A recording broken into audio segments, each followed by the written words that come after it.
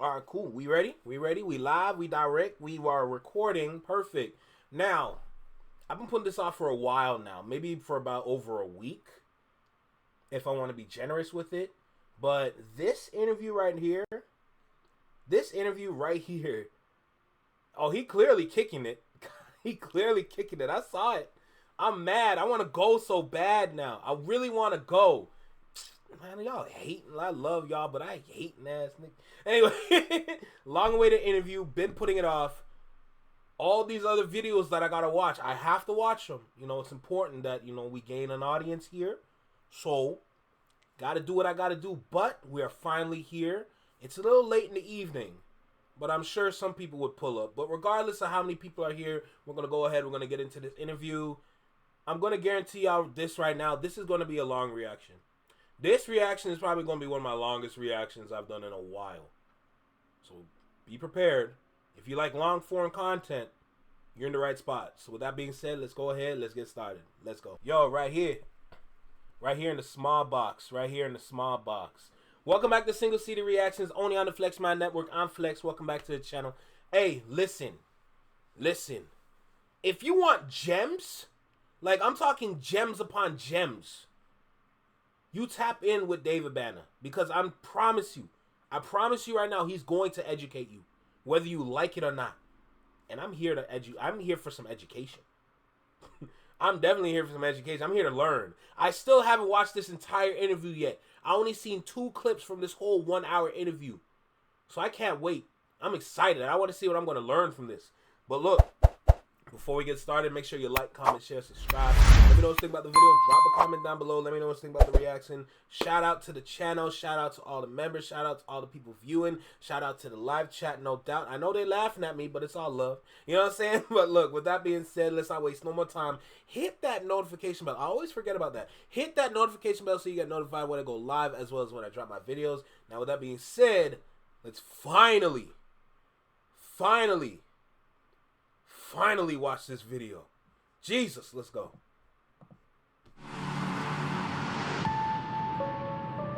Hello. That's valid, Tiff. I see what you're saying. Call me your OG because you don't take care of your OGs. Damn, nigga. I don't want to be an OG in the black community because we don't take care of our elders. We don't take care of our leaders. We really be sitting around like TV waiting on them to die. Ooh. Big Boys Neighborhood. Beautiful day in the neighborhood, ladies and gentlemen. It is a pleasure to have this man back in the neighborhood.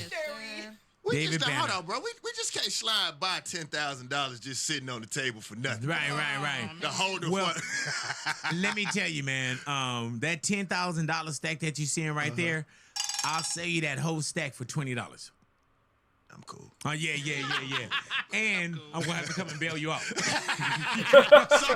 I'm going to sell you that whole stack for $20.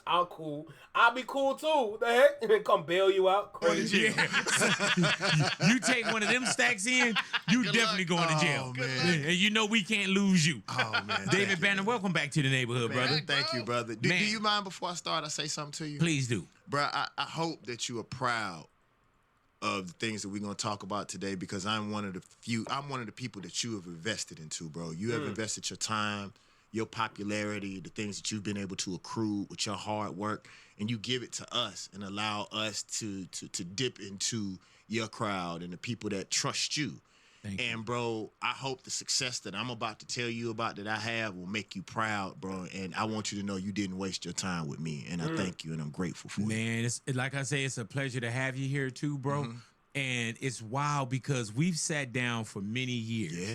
And it's been a lot of growth. Yeah, bro. And not only a lot of growth, man, we're not even in a business that's fickle and here today, gone tonight. We're in a world that could be. You know, you will never really see that camaraderie, in Canada. You don't really see it at that level. In Toronto, people are very shady. They're gonna say that to you and not mean it. They're gonna give you a script that's gonna make you feel good in the moment, but in the reality of it, it's just like, no, I can tell you're lying. I can tell you're memorizing, or you're just remembering what you memorized. That's the problem with Toronto. They're not real. It's not real out here. It's fraudulent. Rebecca can attest to that. Welcome back, bro. How you doing, bro? Welcome back, my dog. Big Paul in the building. That's what's up. We're not done yet. We gonna finish this right. This is the last thing for today, and I've been wanting to watch this. Let's go. The same way, man. So to see you, or to see us standing, Yes. you know what I'm saying, and whatever's sense and whatever where our mental wellness is at, I'll accept it, bro. Well, you even know, bro, just the things that we've gone through physically. Yeah. You won't even talk about the spiritual yet, bro. Yeah, man. Just physically, man. And people see the bravado, because, like, bro, my whole focus now is just superhero films and action and stuff like that, bro. But the real truth is, I started it because I was sick. The doctor was like, you're going to die. Yeah. And so when people be like, oh, look at DavidBanner, I'm like, I'm happy to be alive, homie. So just the fact that we here, regardless of what we are able to accrue, bro, the fact that we are blessed enough to still be breathing. Sometimes we pray and we thank them for the fake, $10,000, or we thank them for the, the car outside. But I learned sometimes you should just pray and be thankful for your eyesight. Yeah, man. Let me clear this up real quick, because I know what I said might damage a lot of people in Toronto. It's the people at the top. Anytime I'm speaking about what's bad about Toronto, I'm always talking about the people at the top. I want to make that super clear. In Toronto, the people at the top are going to use you. If you don't know what you're doing, they're going to use you. I've seen a lot of people, when I work security, I've seen a lot of people get used, bro. I literally sit there and I witness dudes. They're sitting there and they get the bill and they turn around. Damn near most of their tables gone. Nowhere to be found. Now you got to pay like a 4-figure bill that you probably should have split with everyone else. But, a lot of people around here, they like to flex their money, so that's not even a problem for them. So they continue to do that. But people at the bottom, though, they don't move like that. They're the real parts of Toronto. But the problem is everyone's at the bottom. To get to the top, you have to continue to be shady, use this person, use that person. It's not a good city. Unless you have power and fame, when you come here, you're going to get used. So I want to make sure I make that clear. Because I know it's going to affect some people in Toronto, but I want to make that super clear. And for sanity, bro. Yes, you know what I'm saying? The fact that I we really still love walking, David's, are able to see our parents or our little brothers or our children. I'm grateful, bro. Hey, man, at one point, David, what was your, and not even what you felt like, what was your biggest weight?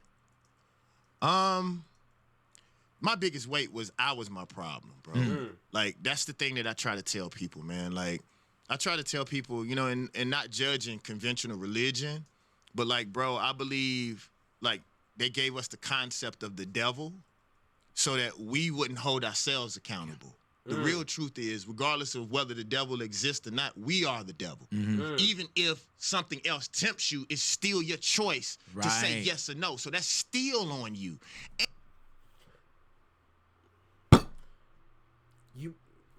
You never 3 minutes in and I'm right here with you. I'm right here with you. Let me hear that again.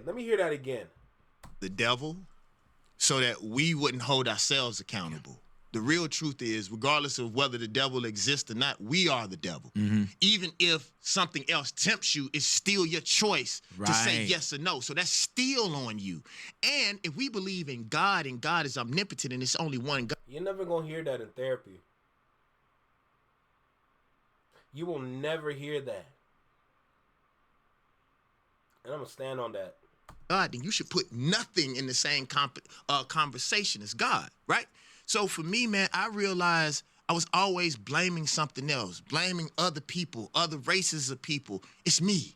And if I treat myself right and love myself the right way, people treat you exactly how you treat yourself. Sir. And so, yeah. But it take time for that too. Yeah, it take time and a lot of, like I would say, tuition into the school of experience, man. And sometimes we're very foggy, and sometimes we don't want the truth. Yeah, bro. Yeah. Bro, listen, man, like, it was one of the hardest. Yo, Paul, if you can, pull up for Caravana. And remember, Caravana is the first Saturday of August. Keep that in mind. First Saturday of August. experiences to realize that I was the problem. You know, I had a superhero movie that I'm developing where, you know, he's fighting against other races of people, you know, aliens and all that kind of stuff. And when he ends up finding the real bad guy, it's actually a mirror. It's him. It's me. I am the problem. It's hard to admit that, though. Yeah. You know, because it's so easy to like other ones are dominant with the point. You know what I'm saying? Like the point, but and people always say, "Oh, well, what about the fingers that's pointing back at you?" It sounds so easy, but it's real. Yeah. But it's easy to blame everything on everybody or something on something or somebody, and that's easy. I'll give you a great example. A lot of people love, you know, to go against each other in music, right, and talk about each other. Why don't they lead with accountability in therapy? I don't care who's sitting in front of them. It could be a straight person. It could be a gay person, bisexual, whatever kind of sexual that you want to put out there. Why don't they always start with the accountability part? Of course, not direct. Therapy, you don't direct shit. You got to work your way around it. But why don't you work your way around accountability so that when that person that they're sitting in front of actually is learning and receiving the information about how to be accountable for yourself, they'd actually be a better person. And then we wouldn't have problems all over the place.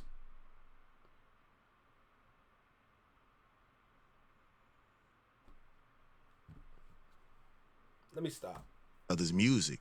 The real truth is, if you're really dope, just make a better record. That's all you got to do. Right. It's all you got to do. Don't worry about somebody else who... Run that back, brother. Great example. A lot of people love, you know, to go against each other in music, right, and talk about each other's music. The real truth is... And to add to your point, to add to that, it's not only that their egos are too weak or they're not receptive. Their egos won't allow them to be receptive of what they hear. It's like, it's not even about weaker. It's just like it's like you're refusing to just make a better change. It's like you're refusing to be what you're supposed to be. And what you're supposed to be is that you're just supposed to be an outstanding individual, not some character from a storybook. I just got to be mindful because, like, if I step into certain realms on YouTube, it's going to be detrimental for me, you know? So I got to be mindful of just, like, I want to say what I want to say, but it's dangerous, bro. You know what I'm saying? It's dangerous because, like, if I was to start talking about the LGBTQ, I'll get crucified. I'd get crucified, right? And the last thing I want is a crucifixion. But mental health is important. Taking accountability is even more important. A lot of the things that we see today is just a result of the lack of accountability that people want to take within themselves. And because they don't want to be accountable, they act and move a certain way that is literally the opposite of their upbringing. And then they try to argue and make their terms okay for other people to do, which at that point you're spreading a plague of nonsense that a lot of people really are just getting brain. Let me stop. Is if you're really dope, just make a better record. Let me stop. That's all you got to do. Right. It's all you got to do. Don't worry about somebody else who they love or their songs or whatever. Because to me, as a man, I think it's real, you know, no disrespect. I think it's real feminine for men to sit around and talk about each other. We didn't do that where I'm from. A man don't talk about another man. I'm not going to say nothing about another man and I ain't say it in his face. And if I got a problem with him, I go see him, knock on his door. Yep. You know what I'm saying? That's what we used to do growing up. Yes, and I know we came from very similar backgrounds. So for us to sit around and tic-tac, I just don't do that. So what I do is if I feel like a person, because what cowards do, and I tell you, and we scared to say this, it's not the artist, it's the fans. Because the real truth is if we really had a code in music, then we know it's certain things that are not... Yo, Anthony, that's what I thought. Anthony, that's literally what I thought therapy was. That's literally what when I first, like, learned about it, that's what they told us when we first learned about it. So my question is, what are they doing today? Of course, they can't really talk about what they talk about in their little interviews. But what are you doing today if you're not following that formula no more? And y'all notice how you see some of these like TV shows or whatever, because the TV shows are taking examples from actual therapists. You notice how when they finish with one issue, they immediately start to pry into another one by asking other questions about what else are you feeling? What else are you going through? And then you're going through a whole new rabbit hole. I'm like, yo, you're going to keep me here forever if I keep doing it like this. Like, no, I'm going to have to keep coming back week after week, month after month, however you pay. Like, nah, bro, nah.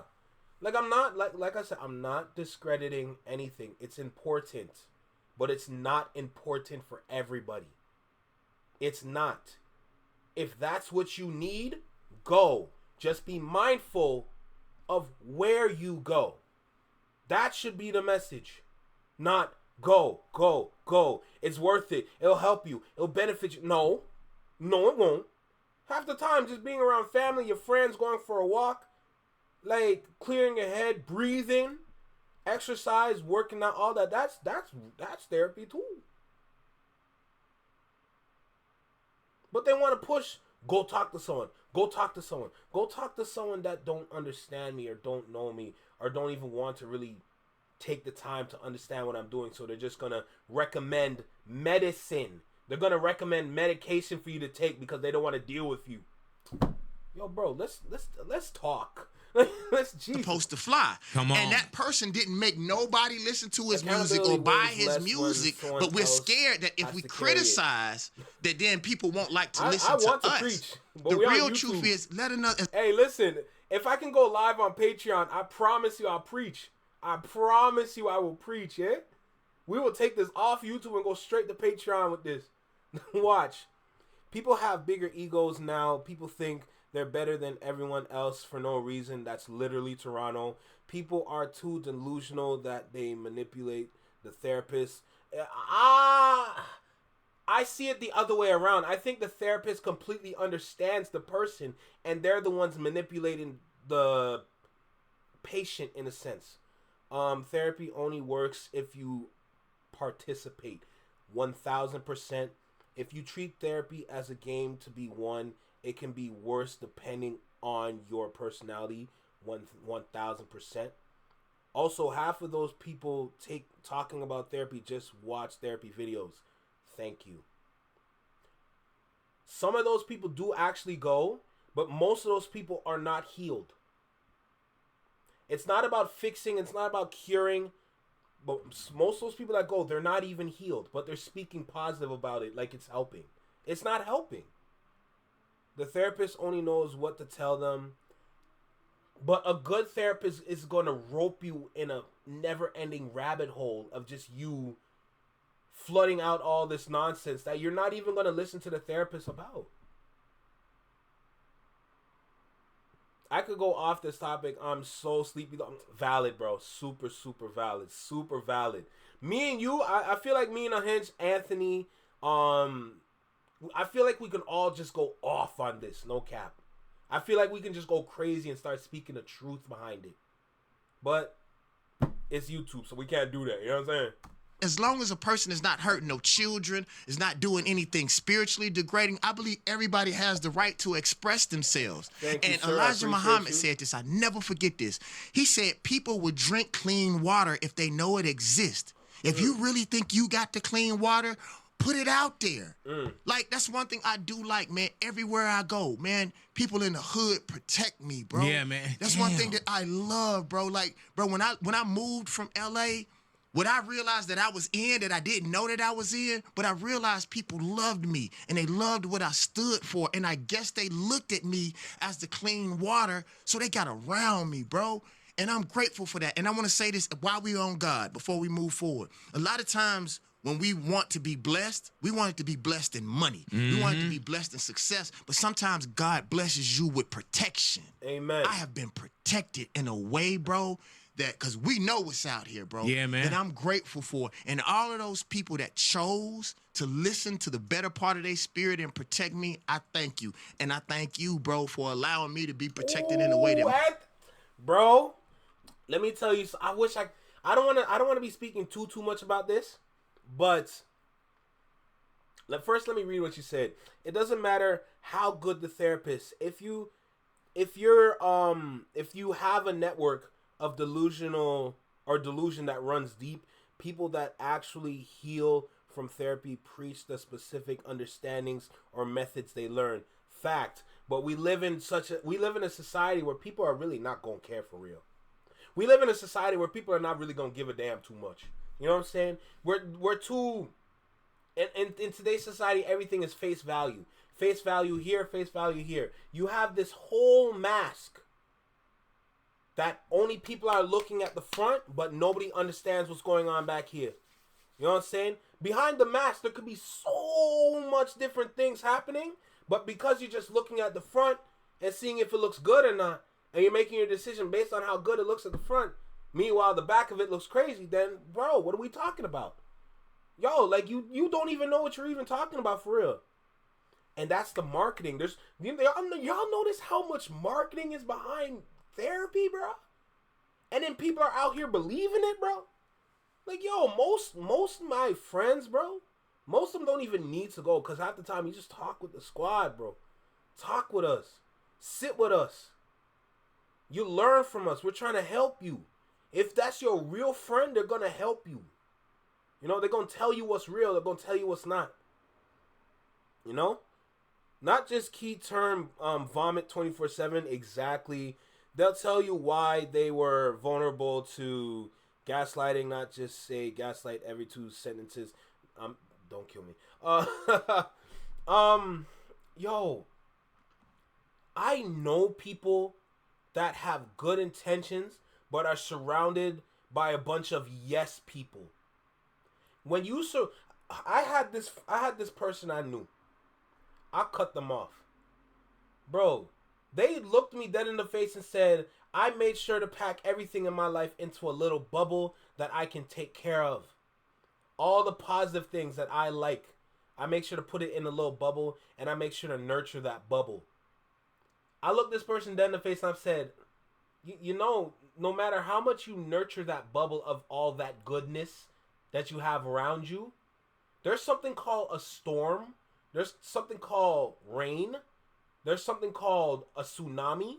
There's something called a volcano erupting. Just giving examples of just natural, like, weather incursions that do happen around the world. But I summed it up by saying, no matter how good that bubble is, bubbles are made to be popped. Bubbles do not last forever. So congratulations, you have all these different things in this one bubble right here. But it doesn't even have to be me. But when you least expect it, someone's going to come out of nowhere with a pin and pop that bubble. Now what do you do? That's the last question I left with them. I'm like, what do you do when the bubble's popped? They couldn't answer the question. They're cooked. Cooked. The marketing is a bunch of delusional people that have become TikTok therapists, vomiting their beliefs that are good enough to help someone worse, validating their delusions. Facts. People go to therapy not even realizing that they aren't being truthful with themselves about their issues. Say it out louder, bro. They're not even telling the whole truth. They're giving their side of the truth. Oh my God. If you lie to yourself about what is wrong, you can't get through therapy and expect a fix. You literally just described Toronto.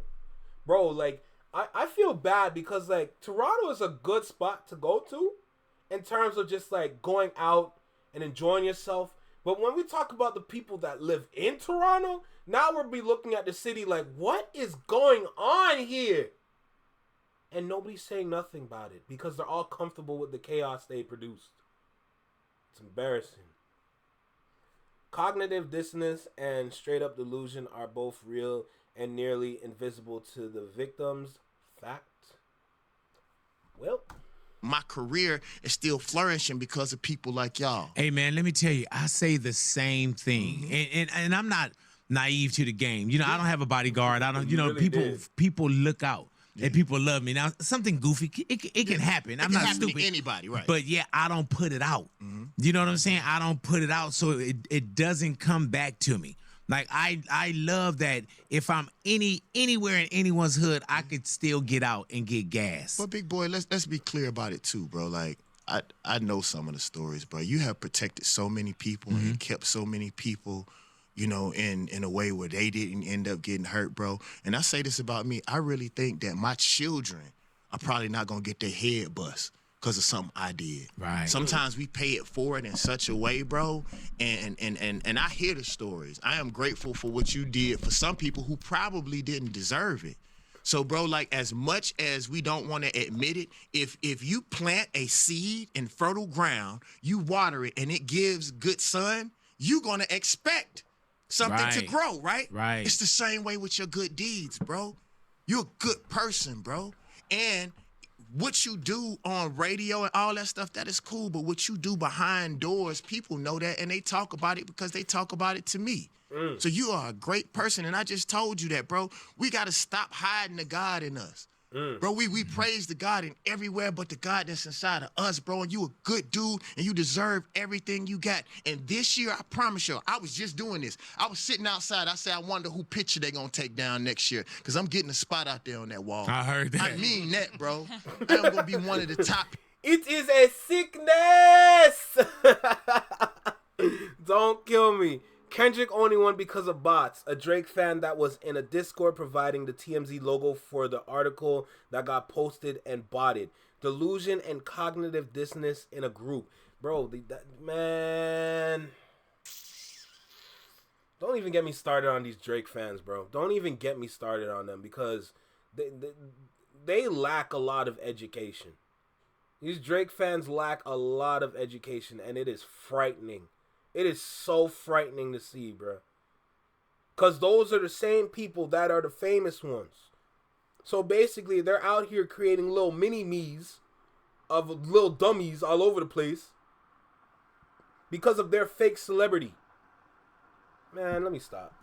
People Hey, man, on this planet. I noticed when you walked in, you was looking at these pictures in here. Yo, serious? No, I'm dead serious. No, dog. you were really Because I looking. was thinking, like, do I want it in here, or do I really want the one out there on the wall? And I actually know who I want to take down, but that's for God to judge. Right. I'm dead serious. And like, bro, the thing that I want people to know, and I said this last night, people say that I'm becoming cocky. It's not cocky, dog. It's that I went through so much stuff in the last 3 years, bro. I'm not letting nobody else take my light no more, bro. I'm sick of being taken advantage of. And what I realized, a preacher in Mississippi told me this. He said, you keep playing Jesus and wonder why you end up on the cross. Ooh! We keep trying to save people. Our job is not to save people. Our job is to get a word. You get a word and you keep it moving, because some people don't deserve their blessings yet. And that ain't for you to judge, homie. That's why I was saying, when I was looking in your eyes, something has changed about you, bro. And we have to accept that. Our role in society is changing. I said it on the clip that went viral. I told him, I said, yeah, I'm lonely sometimes because I can't hang with everybody. Yeah, man. I have morals. I believe in certain things that go happen around me. I told they was gossiping about somebody and talking about what some artist had done. And I said, were you there?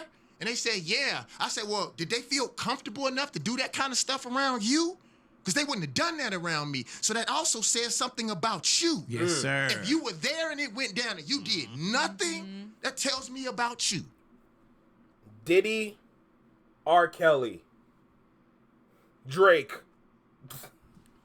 Yeah. So, Hey, man, how much in this music business are you in, bro? Do you know how to separate yourself from this? Because there's a lot of just different things. And I'm not even talking about Kate. I'm just talking about just Amen. sometimes, He knows how to say man, no. the business or the way that things are now, I don't want to be a part of it. well, you can't be. Yeah, and I love being at home. You vibrate on a certain level. Certain things are just not going to come to you. That was one of my prayers this year for my life, is to upgrade my social circle. Sometimes, like, I told people this on a revolutionary standpoint. I told some young cats, I was like, you shouldn't want me on the front line. White people don't put their captains and generals on the front line. Facts. Why would you want me on the front line if you care about me and you see my value? You're supposed Especially to be the with front the line. things that you know, you need to be protected. I never forget this, bro. I went to one of Dick Gregory's last comedy shows. You know, Dick Gregory never had security either. I was a security guard that night. And everybody was like, you David Banner, though. How you security? I said, because that's an elder. Facts. Ain't got nothing to do. I'm a man. And he's an elder, so he needs my protection. I ain't got this big body for nothing. So what I'm saying with all this music industry shit. No, you good. No, don't worry. I'm trying to do better. No, So I can say shit? you said it right there. Okay, Shit. okay, shit. But what I'm saying is a lot of these kids, especially with the men, these kids are just waiting to see what we do. Mm-hmm. And most of these men don't even go outside in their own neighborhoods. Bro, there is a comedian named Ali Sadiq. Oh, I love Ali Sadiq. He is one true. of the greatest men that I've met in this industry. Absolutely right, Anthony. And bro, he said something, and I'm not an emotional guy. It almost brought tears to my eyes. So I got this thing where I'm trying to collect the real men in this industry that I respect, and I want to bring us together. And so I saw him, Ryan Davis, a comedian from North Carolina. He introduced me.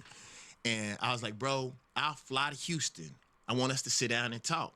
And he said, Banner, can I say it how he said it? Yeah, he said, Banner, he said, Banner, I don't fuck with most of these niggas. He was like, bro, I'm Muslim. If you give me your word, you need to mean it. And I'm usually the one checking people. And it felt good to me that somebody said that, right? And so I say, bro, like, I want you to test me, homie. Like, let's get to it, right? And so, man, me and this dude start talking. We check up every week, bro.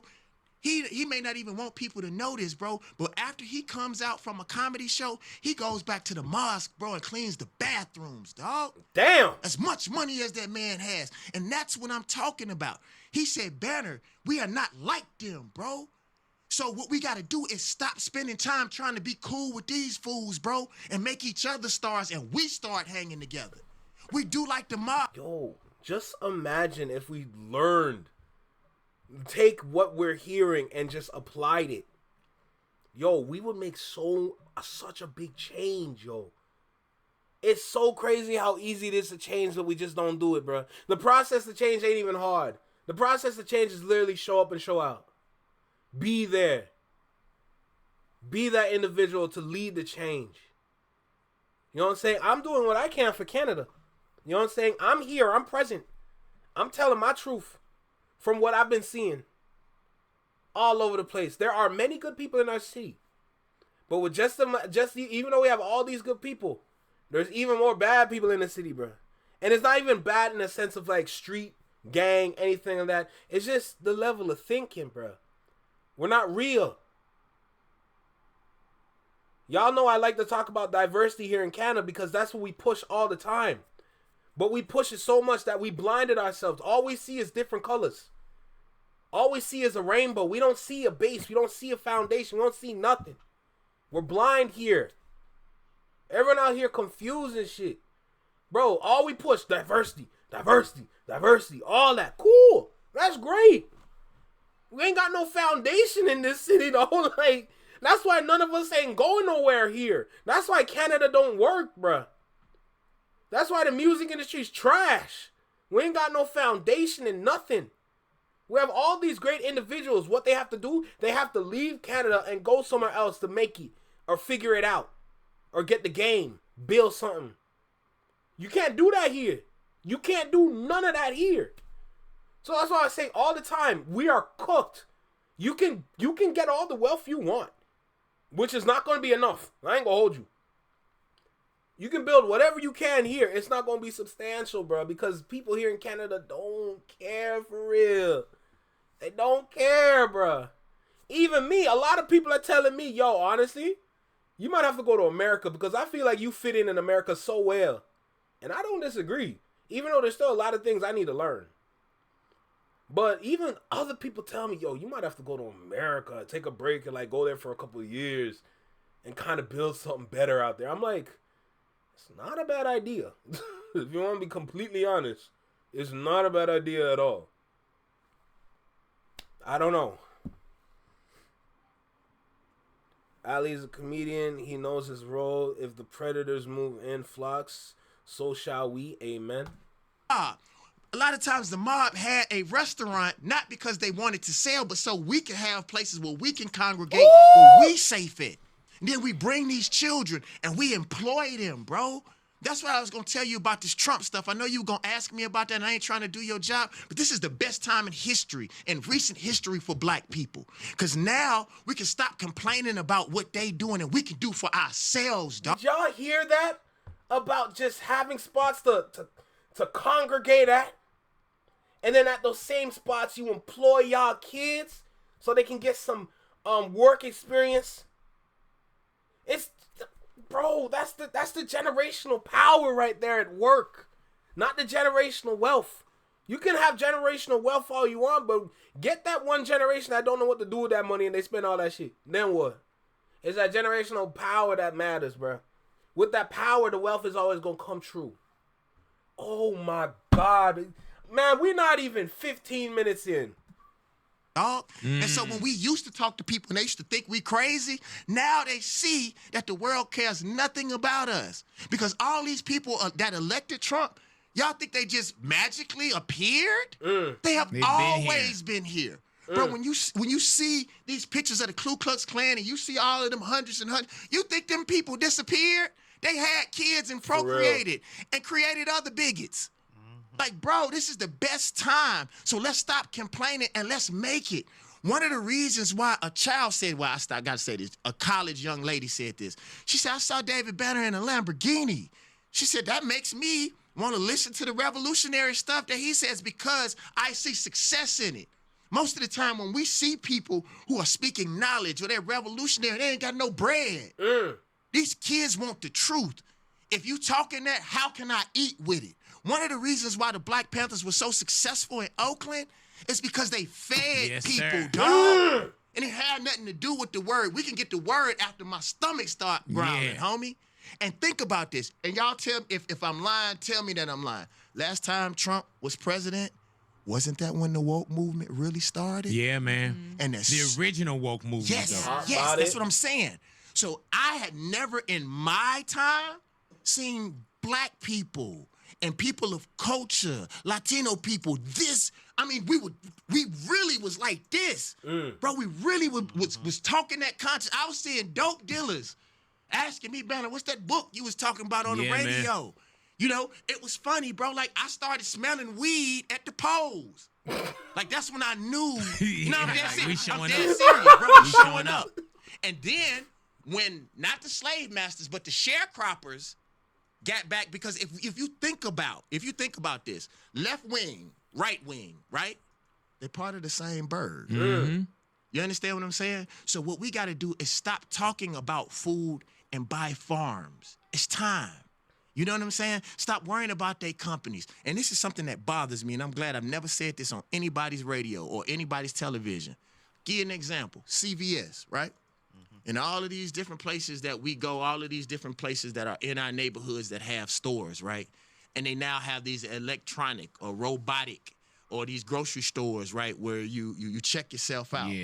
These used to be the places where we didn't have to get in trouble because we could get a job. Having a business in a community isn't just about us giving you our money. It's also what you're going to do for our community. So if you can't employ our children and help keep our children off the street, you shouldn't be in our hood, homie. So this is the best time. I'm actually excited. Do you see me? Do it look like I'm losing any sleep? Because when this stuff happened, when crazy stuff happened, that's when we go and get the man or the woman that we used to call crazy. They used to call us crazy, homie. So know that. Hey, you come to the front of the congregation because I heard you were saying some shit back then. You know what I'm saying? I heard you were saying some shit, but I wasn't really listening. But my ears are open right now, so you better come to the front of the congregation with me. Girl, oh my God. Our time. Hey, man, Period, and off real. air, I was telling him, I said, man, this Trump thing, I told him, I said, man, I'm losing sleep. And you was like, I'm not. Yep, I'm happy. And I was like, man, when we come back, you got to explain that.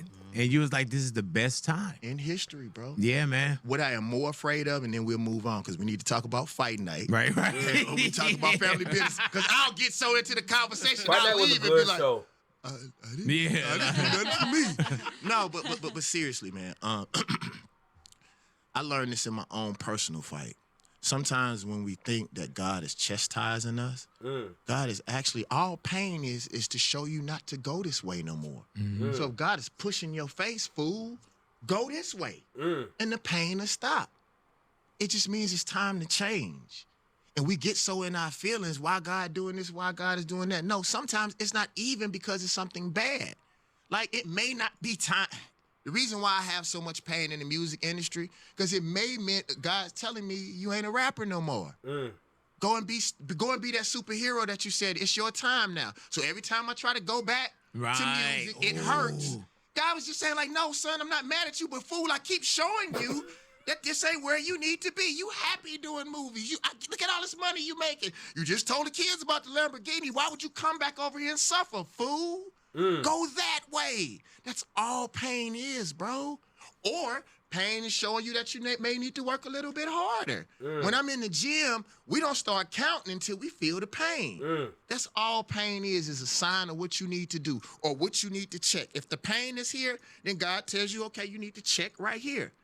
So, bro, you all are doing a good job. Celebrate. Have y'all ever noticed billionaires? That's when they make the most money. If you look at The Art of War, and I'm paraphrasing, they say that people find their God in chaos. So sometimes people create, and I'm not going to talk about this because the last time I talked to this, I said this, then my Instagram followers disappeared. Right. But sometimes these chaos. These companies will create the cure and then give you the disease so you can come and buy the cure. But they always had the cure. So they created the chaos so you could come and buy the cure. It's such a hustle. Man. All right. And sometimes, and we'll stop with that, but sometimes you ain't even buying the cure. Yeah. Because the money ain't in the cure. You're not buying the cure. You're buying the placebo. Oh, what'd he say? You ain't even buying the cure. Yeah. Because the money ain't in the cure. Yeah, it's in the comeback. Yep. That's a whole nother. But you know what, too, man? David Banner, you're one of those voices that we trust. Yeah. And you're one of those people, man. And, you know, I know sometimes the weight can be heavy, but there's a few that we just like, man, okay, Banner got it. You know what I'm saying? Banner got it. And when you speak, you're not just speaking for you. You speak for us. And we trust your word. Killer Mike is another one that I like. When he speak, I'm like, oh, Killer Mike is another good one. Mike got us. You know what I'm saying? Let me tell you something about that big boy really quick. It's important to me, bro. You got me over here choking up a little bit. All right, I was in a debate one time, and I asked a group of black people. I said, do you all think I'm the antithesis of Trump? And they said, yes, we do. I said, then why don't you all take care of me like white people take care of Trump? Ooh. I'm not the antithesis, because if I was, you would love me better. We don't know. We are addicted to people that treat us like white people treat us. Think about most of the entertainers. The one that treat us like dogs and tell us that they come into town to have sex with our wives, that's the one that we love the most. We don't really treat the real people. Like you said Killer Mike name, right? Most people don't know this, but you know how long Killer Mike been trying. Yeah, man. Killer Mike went somewhere else, and people don't even know why Killer Mike is popular. Right. They don't really know his real group, right? Yeah, man. Right? So now we should be thankful that he came back because he didn't have to. Nope. The problem is we don't really take baby like OG. Don't call me your OG because you don't take care of your OGs. I don't want to be an OG in the black community because we don't take care of our elders. We don't take care of our leaders. We really be sitting around like TV waiting on them to die. I'm not going to die. I'm going to be successful because, big boy, I never thought about it. I don't have children. I don't have a wife. And I was, you know me. At one time, I was willing to die and give everything for my community. For what? Look at Malcolm's family. Look at Martin's family. So if I'm your OG and you love me, don't talk about it. I wasn't even gonna say this, but I'm gonna say it now. I went and called 4 of my friends and said, "Have y'all seen Family Business? As popular as the show is, we hadn't come out of the top 10 of Amazon since we was on there." They're like, "Nah, bro, I ain't seen it yet, huh? But you the first one to benefit off of my success, but you don't even consume it." Black people are the number one, well, not the number one. We consume music at a very high rate, but we pay these tech companies and not the artists. Me, Snoop, Tip, Prince, was some of the few people that say streaming is not smart. Right. We was getting pennies. You said that earlier. Yeah, we was getting pennies, and now you want to get fractions of pennies and go give it to a tech company that don't even like music. Think about it. These are techies. They're not even music people, and we run and go give our... Those are the kind of places we need to work at. If we're going to continue down this route with music, we need to be there. Because they're playing our songs. They like the gangster shit. They like the gangster shit, no doubt, right? That's what Kendrick doing. He putting out gangster music. You know what I'm saying? But, like, I know it's hard to work at Silicon Valley, especially if you're of color. Because that's not respected out there in any kind of way. But, man, like, that's where we're supposed to be. Those are the places we need to be to work at. Because that's how we can make those gates that they keep enclosed. We can crack open the gate a little bit. Say, here, come here for a sec. I got something for you on this other side. You know what I'm saying? Like, that's where we're supposed to be at. But we not there. It's hard to get there. It's impossible to work there. It's not easy, bro. Our music away for free. And what they really doing, watch this. Watch this, y'all. Watch this. Everything that we can do to become a millionaire or a billionaire in a lifetime, they have reduced it to being free. Yep. What they really don't want you to be is rich. They take it all of them. Think about it. Music, money. Mm-hmm. They will make dope legal just so you won't come up. I'm not saying that I'm to sell dope and nothing like that, but I'm just saying all of the hustles that we have, they done taken them away, bro. It's a hustle. And God, one of the things is that my mom taught me. But we are the creative ones, so even though you take away those lanes of hustles, there's other ways to hustle, no matter what. That's how it be. Is being in contact with God in that way and meditating and being still, dog, is that I see stuff that is so clear to me, and it's hard to get people to understand, like, we can't go that way. But, yeah. Do you feel like sometimes, Banner, that you not that you're preaching to the deaf? Well, it's not my responsibility. My only responsibility is to get a message. I don't know if this is true, but a man told me one time that God was talking to Jesus and was like, you know, why are the people not listening? And he said, I told them. Yeah. That's all I can do. But I can give it to you, but what you gonna do with it? Let me tell you about the new DavidBanner. I just stopped talking so much. I'm only talking about this now because of my love for you. Mm-hmm. And you asking me these questions. I really want to talk about this opulence, this money, these TVs, like, because really, we at war. This ain't the time to talk. Big boy, I really think this, and I tell you this because of this eye contact that we have. Bro, I really think, and I can't talk for God, I think God let me get sick, like how I was sick these last 3 years, to sit me down. Because if you notice, not just in music, but just in just about any place there was a masculine, strong, outspoken people of culture, something happened to them. Yeah, man. They either died, the feds came after them, they're in jail. So I think God set me down because I was too much of an idiot to shut my own mouth. So God said, I'm going to sit you down so you can live. Because I don't care how revolutionary I am. If I'm dead, it's over with.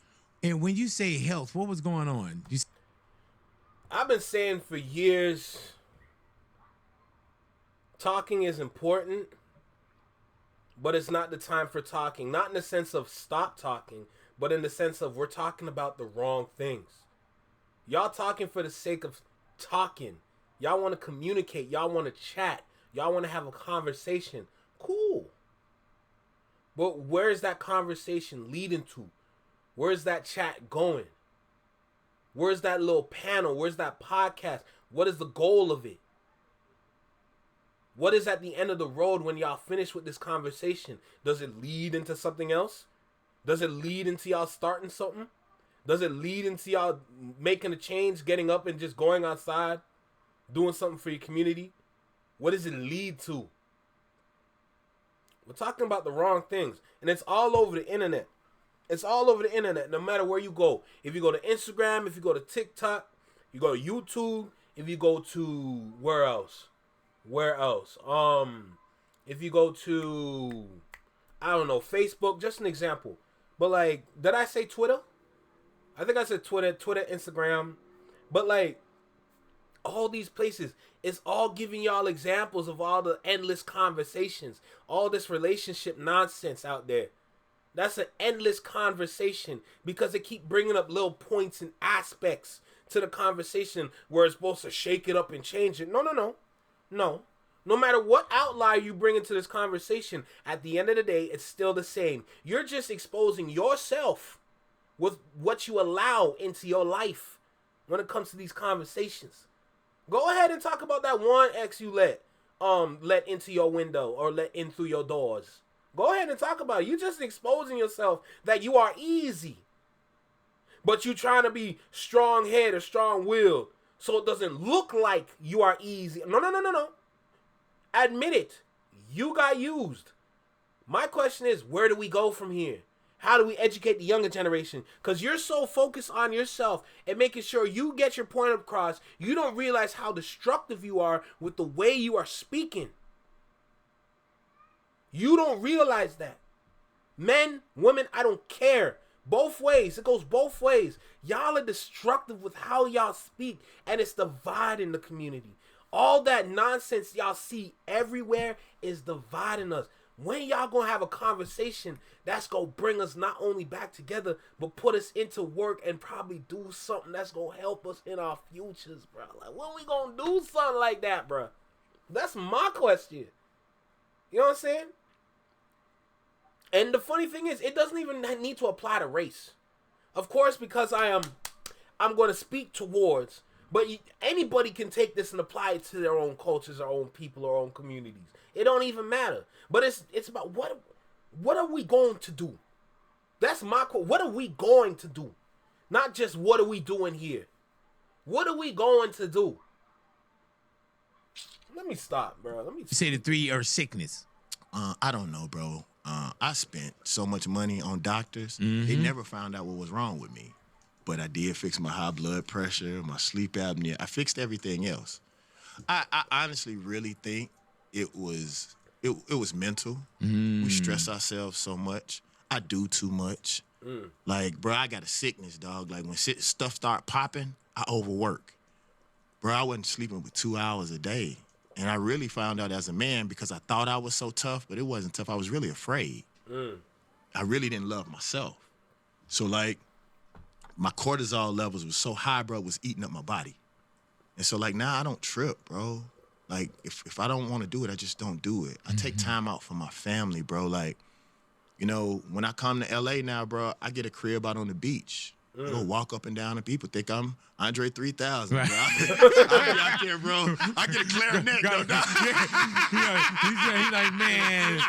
He said Stacks got the flute. Yeah. Yeah. What about this clarinet? But it's crazy because when we're in so much go mode, it's crazy. That's why when you say God set you down, because sometimes we're not going to sit down. And I think whatever anybody think about coronavirus and COVID-19, whatever your spin is on that, but it sat us down. And it sat you down to where you had to think about what you gonna do and what's your real pivot. You know, because if you depended on, I got to go to this spot to eat, I got to go do this, and all that was gone, it became you. And that's why I told people, you know, for whatever health or whatever happened on the medical side, I told people, man, if you didn't come out strong or you didn't learn from this, then it was almost a waste for you. Because I wasn't going to sit myself down. I wasn't going to reevaluate. I wasn't going to look around and see, you know, what's this next move while I'm moving. We're not going to go see our parents, me neither. bro. Yeah, man. Like, this is sad, but we're going to keep it up after this. Like, I don't even know my little brother, dog. Like, I spent so much time hustling and, you know, sending money home and being David Banner. Like, my little thinking brother, that's what we're supposed to do, too. My little brother called me David Banner. My name is not David Banner. Like, that ain't cool. Like, you know, I'm Billy to you. Don't do me like that, you know? And we get caught into these things that are not real. And the real truth is, and I'm serious about this, and some people are going to be like, Banner, it's easy for you to say that, but the things that really matter in life are free. Oh, it's easy for you to say that. You know what I'm saying? Yeah, like, for real, but like your mom. Yeah, man. Your right leg, your right eye, your left, like, they free. You already have them. And they have us so caught into all of these things and working. Like, bro, one of the things I'm trying to do as a leader of a business, and a lot of people, and I want to tell these kids this, man. Most of these black folks who have a lot of money, they're gonna tell you not to sleep. It's a lie. You have that to sleep. If you believe in God and you think God slept on on the seventh day, if God slept, what you think your black ass need to do? Yeah.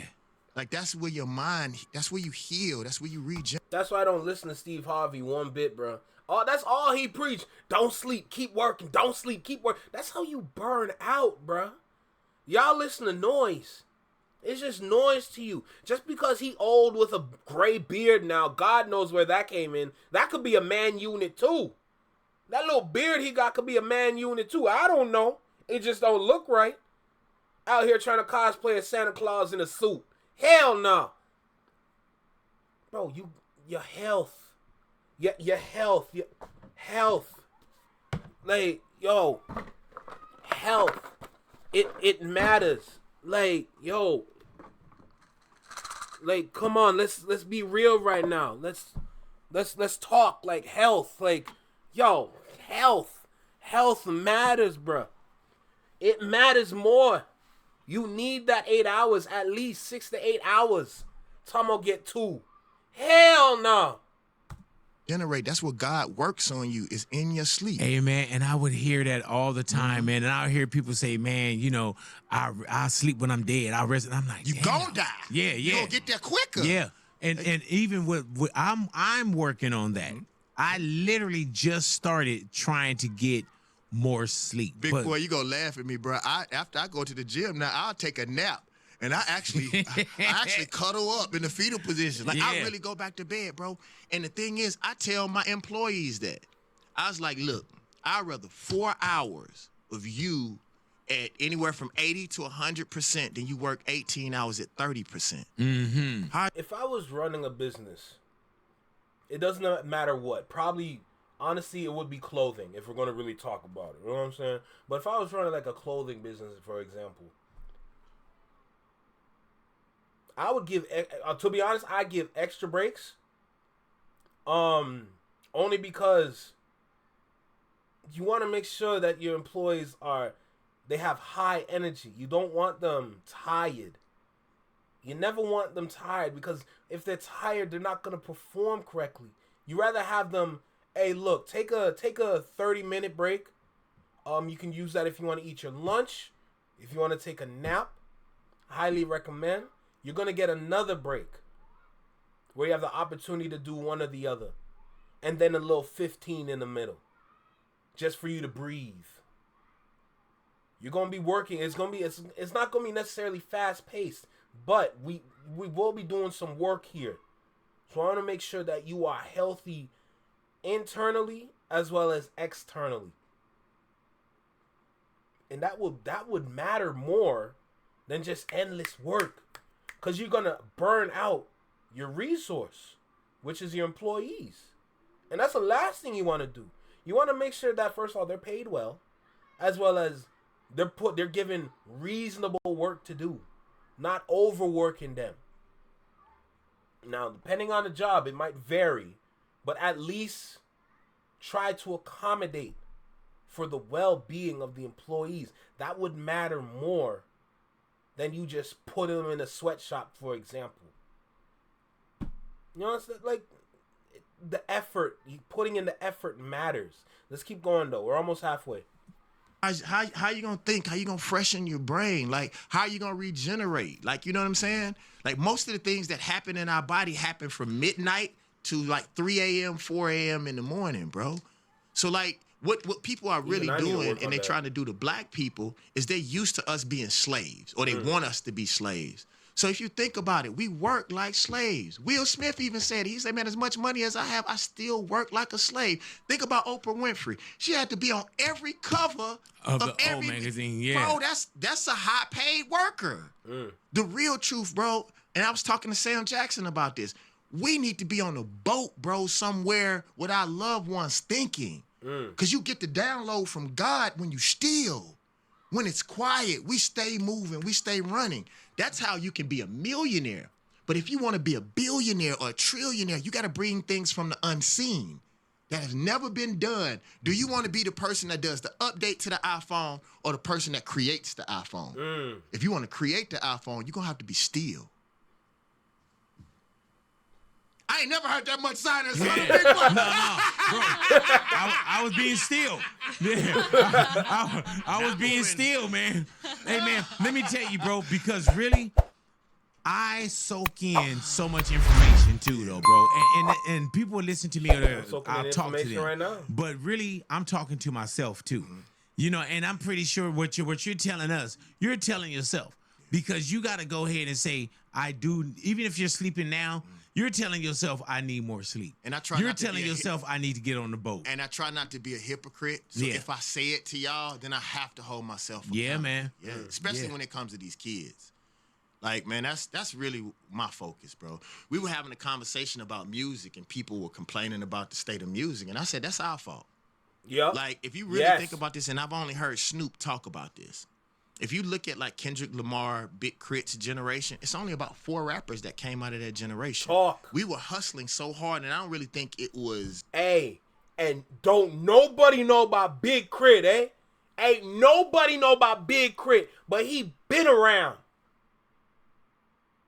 Woo-wee, you bring up names that nobody know, bro. Big Crit, my nigga. Boy, you better stop it. Big Boy say I was staying still. Yo, Big Boy is top tier in radio, bro. He's top tier. I love it. Because we were selfish. It's That is because so we didn't great. really understand the music industry. And we were trying to keep the lights on and do the beats and watch the lawyers and the accountants. And we don't realize it went from me and T.I.'s generation to Soulja Boy's generation. We left out a whole generation of artists, and only about 4 of them came out. Yup, he did. And so that those kids, because we didn't usher them in, they found a new way on their own without information. What was I saying?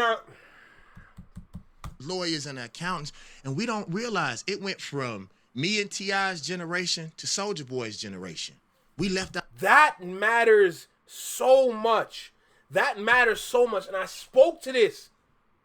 Niggas, my hoodie keeps coming off, bro. This shit, hoodie big as hell, bro. Anyway, I spoke to this.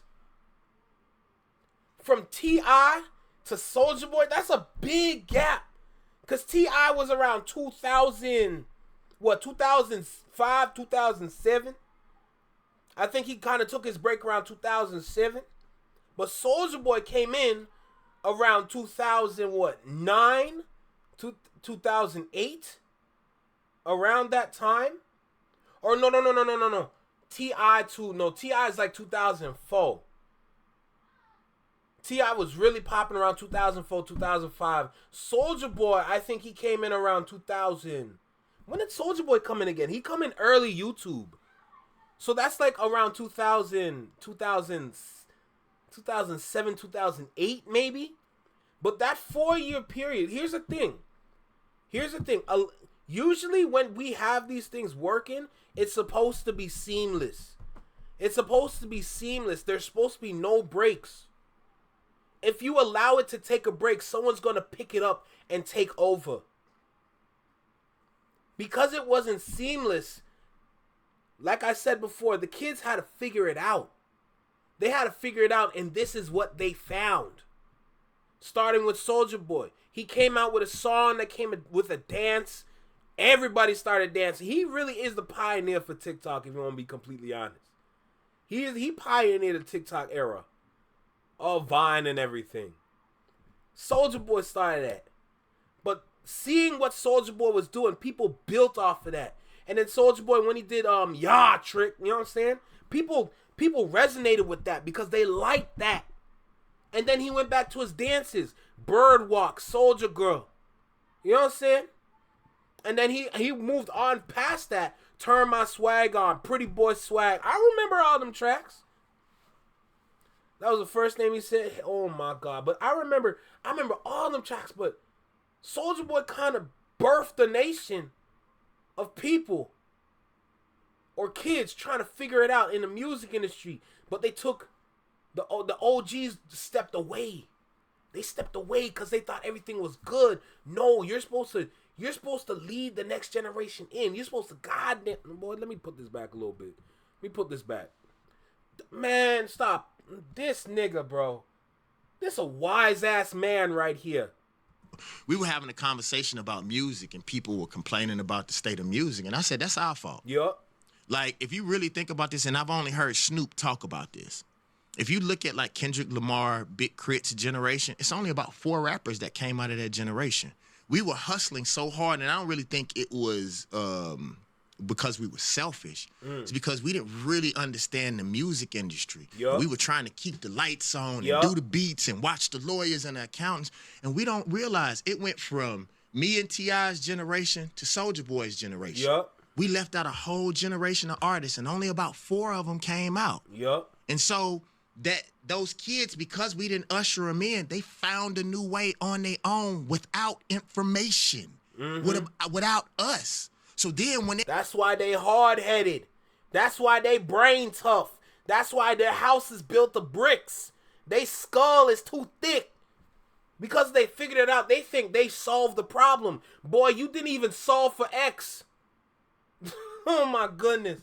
they got popping, then they turned their backs on us because they should have. We wasn't there for us, and they wanted us, bro, and we didn't do it. So if we got a complaint about music or TikTok or all of these things, and then what happened is these white corporate entities ended up raising our children. Yeah. The same way our parents. This nigga spitting. This nigga spitting. Oh my God, this nigga different, bro. This man different. This man different, bro. What the? That's why they don't listen. You're damn right, Tiff. You're damn right. They didn't mean to do it, but they went and worked for the government, got these jobs, lawyers and stuff, but they set us in front of MTV. Right. And so MTV, BET raised us. That's a choice you have to make. So I'll say, bro, if we want better music, if we want better neighborhoods, the men especially, regardless of what color you are, we have to reconnect with these kids and stop. It's inevitable. It's inevitable. These older men, women don't matter. You can't sit there and complain about these kids all day long, and y'all ain't the one. Y'all the elders. You're the OG.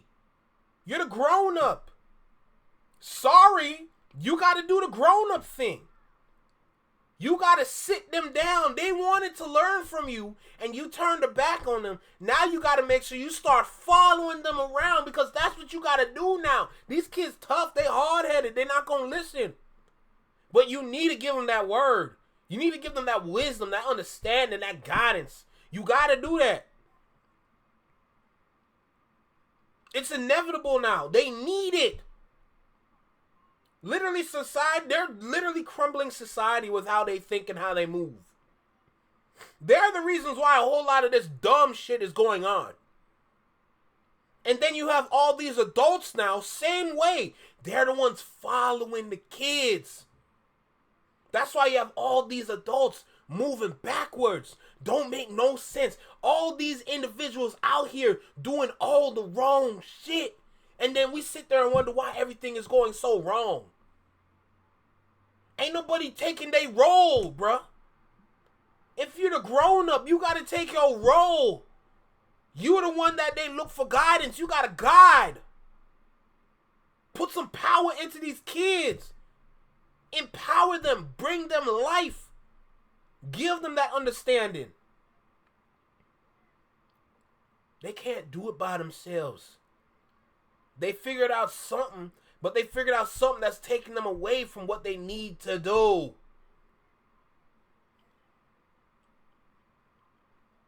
Man, we cooked. Sending them off to somebody else, thinking it's their responsibility to raise our children.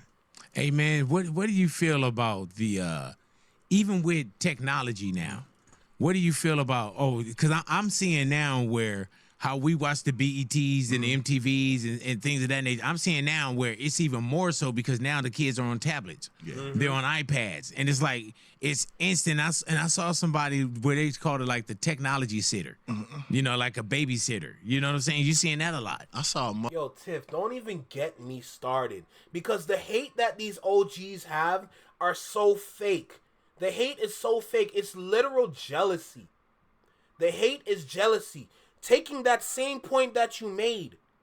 It's the same jealousy that made Shannon Sharp go and deal with that little white girl. Regardless if she's an adult or not. Well, of course she's an adult, so let me not say that. But that's the same jealousy that made Shannon Sharp go deal with that white girl. He found a white girl that was so freaky he couldn't believe it. He had to dive in. He had to dive in. He felt like it was his civil duty to mess with this girl over here.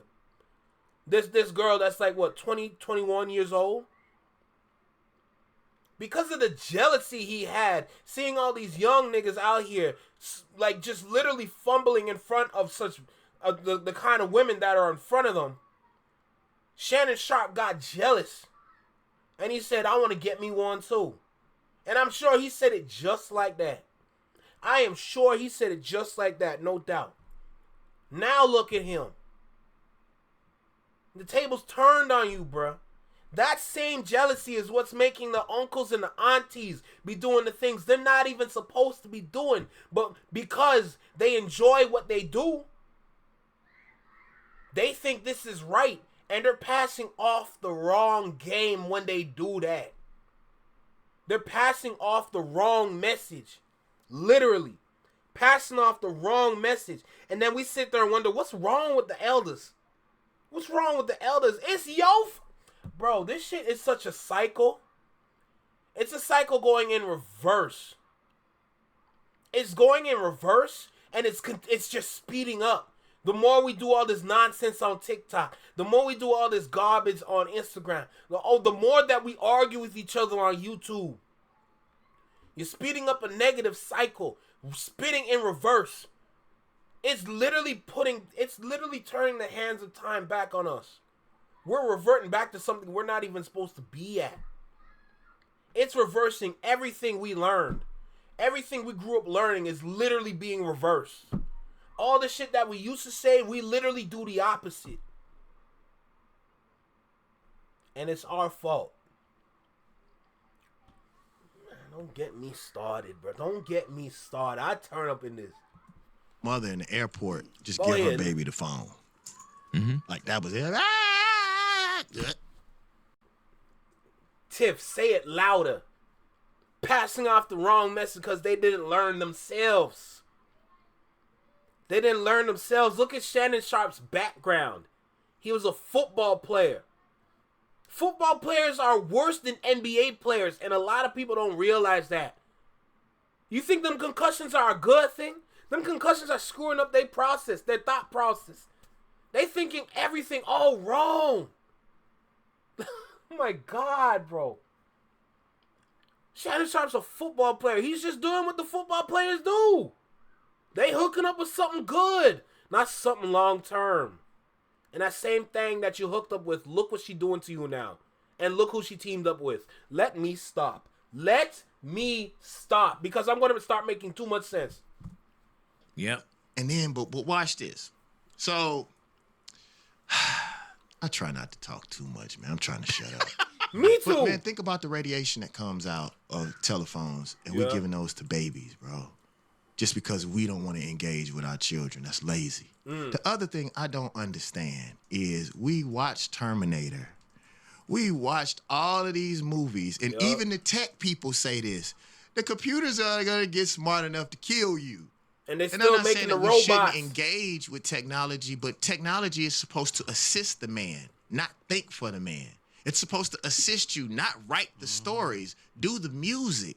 And with black people and people of culture, they don't like you in the real world. Man, Big Boy looked like a proud father. This man looks like a proud father. My God, look at that smile on him. Why in the hell would you go in a box on a computer and think that's so dumb to me? They hate you. Even more. I think, like, talk. That's the first say something else. No, that was him. Sorry. Well, I wanted you to say it, bro. Hey, say something. I gave him all your energy, bro. I love Bro, you, I'm Dave. sorry, bro. What I AI want you to do talk next about time it. you speak, yeah. But no, big boy, seriously though. This man I filled with honestly energy. believe this. And some people gonna get mad. I don't give a damn. I'm really buff right now. I train. I actually do. No, I'm serious. I do tactical gun training now. I'm trying to be like I watched Keanu. I really love what he's doing. He's a great person too. And I watched him on them guns. I do tactical gun training. It's crazy, bro. Anyway, bro, Pete. So I don't believe if we cannot repair, fix, or create the technology, I don't believe we deserve it. Think about this, bro. We used to take our car to our uncle, and our uncle could fix our car. Yeah. Now you have to go to You those have to. people. As a matter of fact, a lot of people don't know this. I'm not going to say the company, but one of these companies, bro, they can shut your car down now by remote control. Oh, yeah. Bro, wherever you are, they control you, and we okay with that? Just because we want to be cool and we want to do the next thing? That's Bro, crazy. I'm actually starting to buy old cars on purpose. Maybe I'm going to be the only one on the highway. Right? Hey, man, what movie was that when all those Teslas just start driving by themselves and Netflix movies, yeah.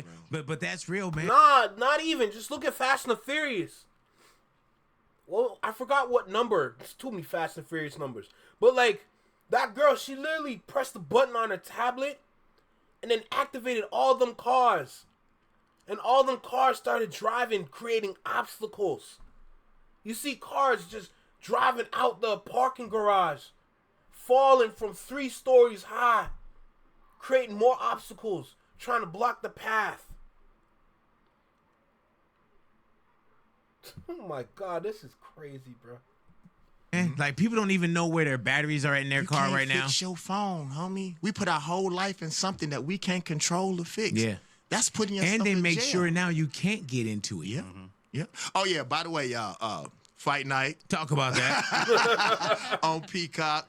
Don't say too much. Family Business, New Orleans. This is very, very Congratulations. important, That's y'all. a stacked cast, too, Yes, bro. man. That's a You better beautiful switch cast. it up. You're making too Everything much that sense, I'm brother. touching right now is so blessed. And this is what I want to tell people, because a lot of people get upset because I don't speak as much as I used to. It's actually stupid.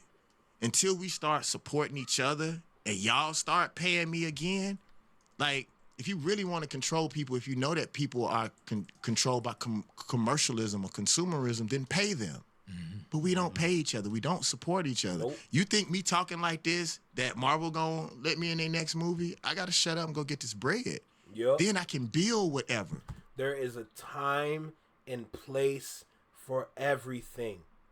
I will preach that till I die. There's a time and place for everything. A lot of what I'm saying, I probably shouldn't have said it. I ain't gonna lie to you. I should have sat here and shut up. But I have a responsibility to everyone else to make sure I provide a reaction and give my honest thoughts when he's speaking. I'm not gonna sit here, provide a reaction, and then lie. That's stupid. I'm working backwards if I do that. I gotta give my honest thoughts when I do this and make sure y'all understand me when I'm speaking. If not, the comment section is open. Free for you to say what you need to say. If you want to have a little banter, we can go ahead. I can make time for you. Don't you worry your little heart. I'll banter with you. We go back and forth. We have a little convo. I can do that. Try me and I'll do it. You know what I'm saying? But if you want to have, like, you know, put a little comment saying, oh, I really enjoyed when you talked about this. And maybe I would expound saying, absolutely. I feel like this is, like, yo, like, come on. This damn hoodie, bro. This damn hoodie. But yeah, nah, like, I'd be foolish sitting here doing nothing if I have the camera on, if I have my microphone on, if I have my laptop on. I'd be foolish not to do what I do. And I'm doing it at the best of my abilities. At the same time, I'm being educated and I'm learning. Let me stop, bro. Like, I'm tired of, I created a banner vision, and I'm serious about this. There's a young black girl. She was about 6 years old. She came in crying uncontrollably to her father. Her daddy said, baby, what's wrong? What's wrong? What's wrong? She said, are there going to be any black folks in the future? Oh, my God. She said, why? She said, because I was watching the Jetsons, and I didn't see none. Like, literally, sci-fi is them preparing us for a future, and usually it only... Oh, that. Oh. There's no black people in the Jetsons? Is there black people in the Flintstones?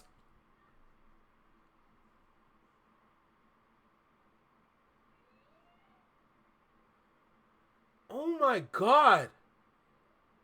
There's no black people in the Jetsons for real?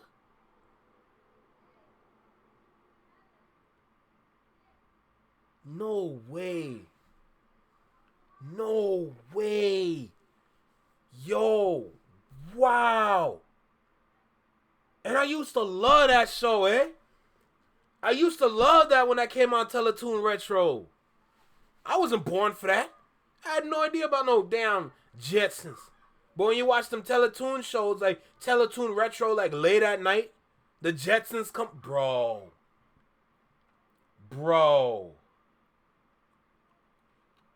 That is so crazy. There's no black people in the Flintstones or the Jetsons, and I used to watch it religiously. That is so crazy. Oh my God. I wasn't paying attention to what I was watching. Wow. I like the Jetsons for the fact that they were driving around in flying cars. Their houses were huge, big houses in little like tall pods. And then when you watch the Flintstones, he's driving cars with his feet. He's starting a car just by running. They have all this innovation in the Jetsons with the way like they build, construction workers, how they cook, how they hunt, how they eat. I'm sitting there, I'm amazed by what I'm watching, and I'm not paying attention. God damn. Has one person, and I'm glad I know him. Sam is my friend. Usually Sam is the only person in the universe, so maybe he could connect me vicariously. But the real truth is, I realize it's nobody else's responsibility to create for us but us. And have y'all noticed this? It's no criticism, but it's the truth. Black people don't even win in their own movies. Yeah. Believe this. If you see a Banner Vision, I'm going to get the girl. Yeah, I'm man. going to live. And even if they have to artificially inseminate these muscles, I can't get it up no more. I'm going to be hard on my movie. Yeah, man. Literally. Yeah. But no, I'm serious. But no, if we don't create it, and we're quick to talk about how certain things are. Yep. Yeah, you gotta create it, man. Create it. So, like, man, that's the reason why I love family business, man. As much drama as that's in family business, bro. Like, bro, I'm worth about $50 million. And I'm trying to get the world prepared, bro, everywhere I go. I said because this was the neighborhood, I didn't want you to think I was coming in here and capping a little bit, bro. I wear furs. I came out, honestly, I got to tell people, they're going to laugh at this. I went and bought the outfit that Eddie Murphy had on, very, very similar, and Coming to America. Like, literally, bro, can I say it the way that I want to? Yeah, go ahead. All right, so, actually, bro, Cotton has never done nothing for a black man in the South. Yeah. So I got about 3 more months of working out. I'm done with shirts. And because I'm a grateful man, I'm going to wear bear pelt puss hair on my left shoulder just so y'all won't think I'm out of control. And that's the only thing I'm wearing. I'm done with shirts. I am that fucking sexy at this point. I heard that. Did you like that? Yeah. That's the confidence speaking. I love it. No. It's not confidence. It's not. When you see the sun come up in the morning, do you think that's confidence? That's just going to happen, right? Yeah. My beauty is going to come when you wake up. I love that. Yeah, so it's not confidence. It just happened. Wait, now, what are you wearing? It's a couple black movies that when I like those movies. Which I know Pursuit of Happiness. Pursuit of Happiness, that's probably my favorite one to see. What other movies out there?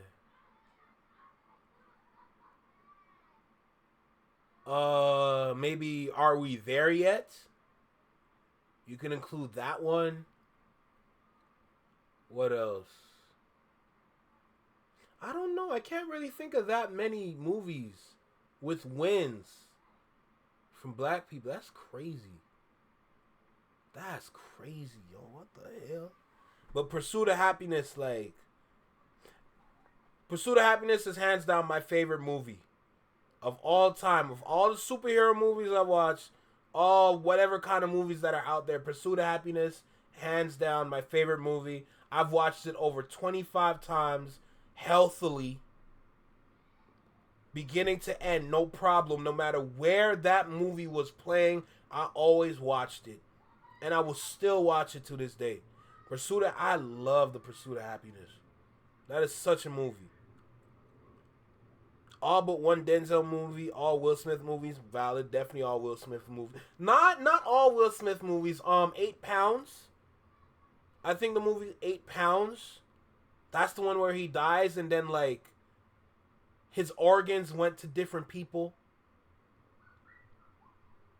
I think the movie's called 8 Pounds. I could be wrong. But 8 Pounds, he didn't win in that. I Am Legend, he died in that one too. Yeah, no, he didn't win in every movie, but definitely a lot of Will Smith movies. Well, then again, if you look at Hitch, did he win at Hitch? Was he successful in Hitch? I don't remember. You just gonna wear something you can pet over here? No, it's gonna be the coochie hair from a bear. Right. I'm gonna wear it on my shoulder just to show some level of gratefulness. Because I'm out of control now at this point. I think I am so sexy, big boy, that in about a year, I'm just gonna burst into pure light, pure energy. I think I am gonna transcend the human form. I am that sexy, and that happened to you. Hey man, you know what I love about this? Because David Banner of old, right? You know what I'm saying? I'm talking about David Banner, shirt off, jumping around. Maniac, dog. Yeah, but it's crazy how long we've been able to see evolution. Yeah. Because I remember even like let's say Method Man. I remember Meth with the eye in there and hair wild, and now people look at Method Man and they're like, oh, Zaddy did, but he took care of himself. You don't know the story? He was the reason why this happened to me. No. When I couldn't sleep, I called Method Man. Like Wow. this went a little viral. I called Method Man, and it's funny. Rottweiler. I did a verse for Eric Sermon, and then me and Rottweiler got really close. And I didn't believe Rottweiler was from New York because he did something that we do in the country. I was like, man, I really want a record with Method Man, bro. He said, hold on, and hung up the phone. Called me back in 5 minutes. Said, Meth said, call him tomorrow. Here go his number. So I called Method the next day. He did the verse the next day. He said, I got to go. My daughter's graduating. I had a verse tomorrow. So I called him. I was like, Meth, like, why? Like, bro, you don't know me. Why you do that? He said, because I'm on Black Twitter, and Black Twitter say protect David Banner, so I'm going to listen. So we got cool, and I called him one day because I saw his transformation. I said, Meth, bro, I can't sleep, dog. And he was like, Banner, the same thing happened to me. And he was like, bro, that's when he said he started going to the gym. He said the gym in New York opens up at 4:30, and I couldn't sleep anyway, so I just started going to the gym. He said, Banner, the common denominator in everything that you go through is you. So you have to change you. So, bro, I started going to the gym every day but Sunday. And even the days that I didn't want to go, I would just go and sit out in the parking lot. A wise man told me, he said, you know what the heaviest weight in the gym is? What do you think it is, big boy? You. Nope. What? The front door. Oh!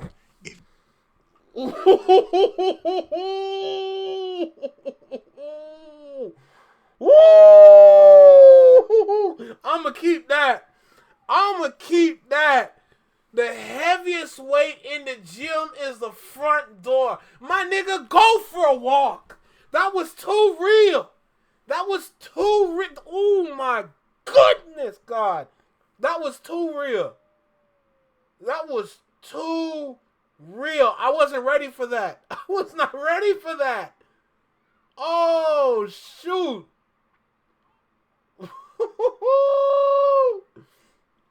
I need to hear that again. And even the days that I didn't want to go, I would just go and sit out in the parking lot. A wise man told me, he said, you know what the heaviest weight in the gym is? What do you think it is, big boy? You. Nope. What? The front door.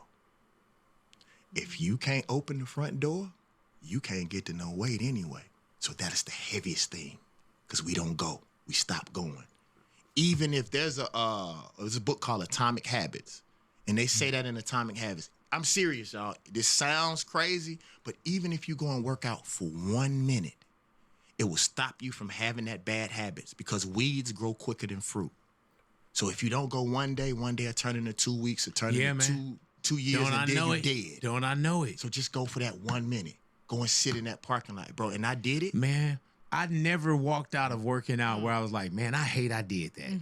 But you always get the, man, I'm glad I came here. I'm glad I got it out the way. But I tell you what my problem is my ego. I be thinking, bro, I'm a rapper. I ain't got to do this shit. Yeah, man. and especially when you're getting older. But that's the time, too, man, where it's like health is wealth. And we heard it our whole lives, but we didn't understand it. You know what I'm saying? And you always think you got time. I want to tell y'all, and this is for the ladies, too. I'm going to tell y'all going to laugh at this. So I started yoga, and that was really, really hard for me. And this is the most embarrassing thing, y'all. And this would really make me start working out hard. I couldn't put my socks on. Oh. Like I was so stiff, I had to like this. And I'm saying, bro, come on now, I know you guys understand. And I was embarrassed. So watch this, y'all, no lie. I started stretching like this to put my socks damn, nigga. So I started stretching to do things that I really needed in my life. And then like now I can do this, put my socks on. But I started stretching and doing things that could help me in real life. Man, this man has better mobility than most 20-year-olds, bro. What the fuck? This man has better mobility than most 20-year-olds. That is scary. This is one scary ass nigga. This is one very scary ass nigga, bro. Holy shit. Yo, this guy might be my role model. I ain't gonna lie to you. This man might be my role model for real, bro. I need to buy his book. And so the I fact know that he I got can a book. put my socks on, the fact that I can touch my toes, bro, the fact that I can see my stomach, and I can't lie to you, man. Like, sometimes you got to use ego. I remember, man, and you know these days, I used to pull my shirt off, and women would go, oh. Now they go, ah. Yeah. And no lie, man, there's this rapper from Mississippi. His name Coke Boomaye. He's one of the dopest cats I ever heard. He told me, he said, Banner, you can't get fat no more. And I said, why? He said, do you know how many people from the hood that you motivate? And when they see you fat, that gives them an excuse to quit. And so sometimes when you So he pretty much put himself in position to be a monolith. DavidBanner is a monolith. Yo, that is crazy. To do it, you don't realize who's watching you. You don't understand that young girl that looks up to you. You know what I'm saying? That young man in the hood that may need that fake $10,000 so he can scam. No, I'm just joking. but no, that's real, man. And then even with my health, right? I could so-called accommodate. My biggest weight day was when I got the surgery over 20 years ago was 511 pounds. God. But I felt like, I can accommodate this. You know, I'm a big boy. I was good in my skin. If I needed to fly, I could fly first class. I needed a suit, I can get a suit made. If I needed a car, I can get a bigger car, Suburban or whatever it is. I never thought about it that way. I could accommodate being 500 pounds. The same way when we saw you, it was like, that's DavidBanner. You got your shirt off, you jumping, you going crazy. And we loved that from you and with you. Yeah. You know what I'm saying? And you could accommodate this crazy, fun-having DavidBanner. And maybe you were happy. Because even at my biggest, bro, I was happy. But I tell people I work on my And my is my health. Okay, I was healthy. At 500 pounds, I had a trainer, all that, but now I'm healthier. I was already sexy. But now I'm girl, sexier. I know. So I'm working I on know my Big Boy was I'm a working big on the boy. No disrespect, y'all. I'm working on my ist. I am the sexy ist. Let's be clear. I'm tearing, I mean this. I'm tearing their mouth out, dog. Right. And they gonna pay me. They gonna pay. Jay-Z said he gonna get them back for what they did to the Cold Crush. Right, I'm gonna get them back for what they did to A-Body and JG. I heard that, bro. Yeah. Like they're gonna pay me. And the one thing that I'm gonna do, bro, and I'm telling you this so you can be proud of me, bro. I am gonna show people how it looks to be uber successful and fair. To be uber successful with morals. That's the one thing, bro, that I can say that I loved about Nipsey so much. The money, he gonna get his money, but there's morals and there's ways to do it. And even when he made mistakes behind doors, it bothered him, bro. It bothered him because he cared, bro. And that's the thing. We ain't got to criticize nobody. We ain't got to criticize Trump, nobody else. You do it. And I thought about this. Mansa Musa, bro, the richest man that ever walked this earth, almost bankrupt parts of Europe by giving. Not by war, not by bombs and spears, by giving. Imagine me changing the world by being fair. Not criticizing that I can't be. Tiff, Ozempic, that's like a post-COVID kind of thing. Which is why you got to look at Ozempic carefully.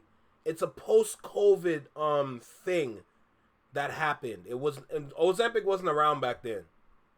There might have been other ways of like cutting weight quick, but it was never called Ozempic.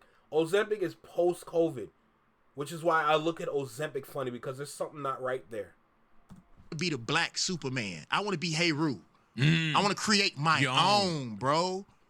And do our own, buy our own. We don't need DEI if I can afford to buy the school or build the school. I don't have to worry about they fake food if I own the farm. Yes, sir. I'm done with talking, homie. That's why this stuff means so much to me. So if y'all want and love the stuff I'm talking about, go to wherever you need, BET Plus, to Amazon. And even if you don't want to watch Family Business New Orleans, stream it while you cleaning up and let it run all day. I'm dead serious, y'all. That's real. No, I understand, you understand bro. what I'm saying? Fight night, man. And I have to say this, man. Fight night. Because Family Business New Orleans is one of the dopest dramas on TV. We're going to tear their mouth out. Thank you, Carl Weber. We own them. Family Business New Orleans, Family Business New Orleans. Fight night. But Fight night, bro, I hadn't seen nothing like that since Harlem Nights. Oh. And this is my opinion. If y'all remember, Eddie Murphy was on a run. And I don't think anybody in history, as far as opulence is concerned, has ever made black people look as good as Eddie Murphy did. Yeah. And we didn't support Harlem Nights like we should have. Right. Nope. Not with that cast that they had. Hey, man. Look, beautiful movie, too. Fight Night did awesome. We broke records on Peacock and all that. But for Samuel L. Jackson, Taraji, Kevin Hart, Terrence Howard, for all of these people to be in one film, and we didn't break, we should have broke the internet. That hasn't happened since Harlem Nights. So y'all need to go and check Fight Night out. And what people don't know, it was a historical film, really partially about the creation of what Atlanta is today. And so we run Atlanta, we do all of those things, but we need to know the history behind it, bro. And it was so dope. I'm not even saying it because I was in it. You know what I'm saying? And ladies, just know that if you just need your daily fix of David Banner, I was so pimping. I was Missouri Slim. And then I have to say, I looked elegant. Right. I really look elegant. But yeah, I got into myself for a second. But it's important for us to support those things. And do you feel I gotta watch Harlem Nights again. It's been not even what's our next move? But even out here in Canada, bro. That's what I'm saying. There's a lot of Canadians out here. We understand and we love y'all culture in America, bro. The same movies y'all watch, we watch out here on the same channels. We got BET out here. They streamed Harlem Nights way back in the day. They played it. We got the opportunity to watch it, and we could never forget Harlem Nights. For at least the people that watched it on BET at the time. Harlem Nights, I gotta watch that again. Maybe I should do a reaction to that. Maybe I should do a reaction to Harlem Nights. That's not a bad idea. Like we were saying, man, like we gotta build our own. We gotta do our own. And that's so. And even with me, man, I tell my wife, I've told many others, you know, that I'm not trying to get another radio contract. I like that. You know what I'm saying? I'm not trying to, and I know it may sound crazy. It may be surprising to some people that's watching this that's in radio, but I'm not trying to get that. I'm not trying to continue to work for somebody or some entity or anything like that, bro. Like one of my best homeboys works for Apple, bro, and I actually, because I thought about that when you said that, bro. I actually want to see you in the sunlight. I actually want to see you in the morning, bro, in the kitchen. You know what I'm saying? In your kitchen. Right. People don't understand the things that we miss. Like, I don't have no children. As sexy as people say that I am, I don't have a wife. Well, you said it too, though. Oh, I'm glad you said that because I am. Yeah, you know what I'm saying? I can't lie, y'all. When I walk by the mirror in the morning, I do take a step back and be like, damn. Hey, man. Do you know who the king of pop is? Shoot me in my pinky toe. Can I tell y'all something real quick? And I'm serious. I'll never shout forget out that. To Prince. And you know, we know that he's passed, but I try to find the positive things in everything that happened. Since Prince has passed, I'm the sexiest motherfucker on this planet. I'm just being clear. I really mean this, big boy. And let me ask you this too, bro, and because you got to speak it into existence, right? And you already know it. But do you know who the king of pop is? Who? You don't know who the king of pop is? Who? You This know man's the person. silly as hell. Michael Jackson. Okay. Michael Jackson. No, is the king of pop. I thought it was something else, of course. Yeah, Michael Jackson, the king of pop, right? Do you know who was the first person to call Michael Jackson the king of pop? Himself. Yep. And now you would never say anybody else is. Tip was the same way. I probably since maybe Muhammad Ali, I haven't seen anybody with that kind of focus. When he called himself the king of the South, he meant it with all. Yeah, man. And imagine calling the person who you think is actually that and telling them that. Like, hey, Scarface, what's up, bro? Like, you know, I ain't gonna lie. As much as people hate Chris, let's keep it a stack. Like, when people say, now it's a hot take, it's controversial take, but when people say who's the king of R&B, I know a lot of people are going to lean to Usher. Chris Brown is right there. He is right there. He's had his moments where he out-vocaled Usher. Not saying that he sang better, but he had his moments where he took it a step further. So when I hear people say Chris Brown's the king of R&B, I have to respect it. I have to respect it.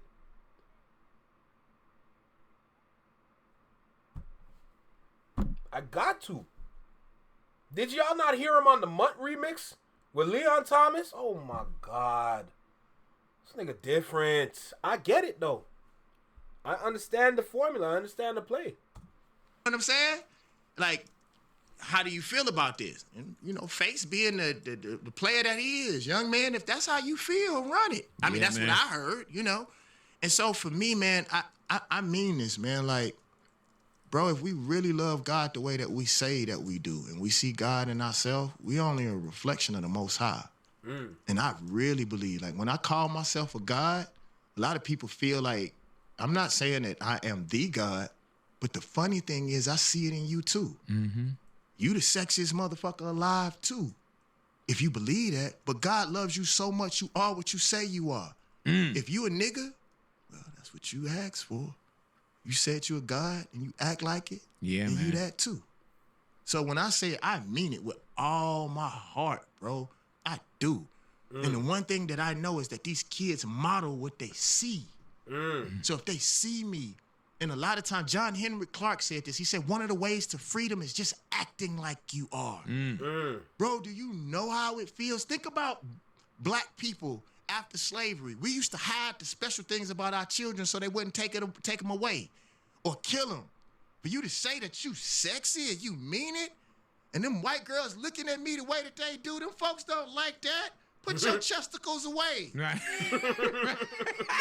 Chesticles. Man, hey, Banner, I'm telling you, bro, you're a special one, man. And you know when people say, man, I love you, bro. And we hear like, man, this brother need to be protected. You know what I'm saying? And I'm telling you, bro, your spirit. And even if we're not catching up all the time, I see the message. Yeah. I see the purpose. Yeah. I see the integrity. I see the how genuine you are. And there's sometimes, man, when it's I and me, and I and me is fine. Yeah. And you're supposed to take care of I and me first. Yeah. But even with your I and me, you always include us and we. Yeah, bro. And that's beautiful, bro, because they tell you now, you know, You're no good to us That tripped until me you're good out. to yourself. First thing they tell you on the airplane, we say it all the time, is secure your mask. Even before you secure your babies, because you're no good to anyone else until you're good to yourself.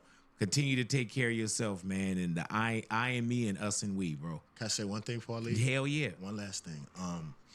I believe in those 3 years what I went through. I think and I'm only saying this because I enjoyed y'all so much, and I didn't plan on ever saying this on the radio, but I think God took me through this. I think it's a younger generation or the newer generation king of R&B, because the way we put kings today, the way how we label people as a king today, is almost like it's generational. You know, Michael Jackson being the king of pop, he's forever the king of pop. Ain't nobody can beat that. Nobody in this world can beat Michael Jackson and what he did. I don't care what the streaming numbers are. Ain't nobody can beat that. Period. But when it's Usher and Chris and they're both still alive, it's subjective, you know? The older audience are easily going to say Usher. The younger audience are definitely going to say Chris Brown.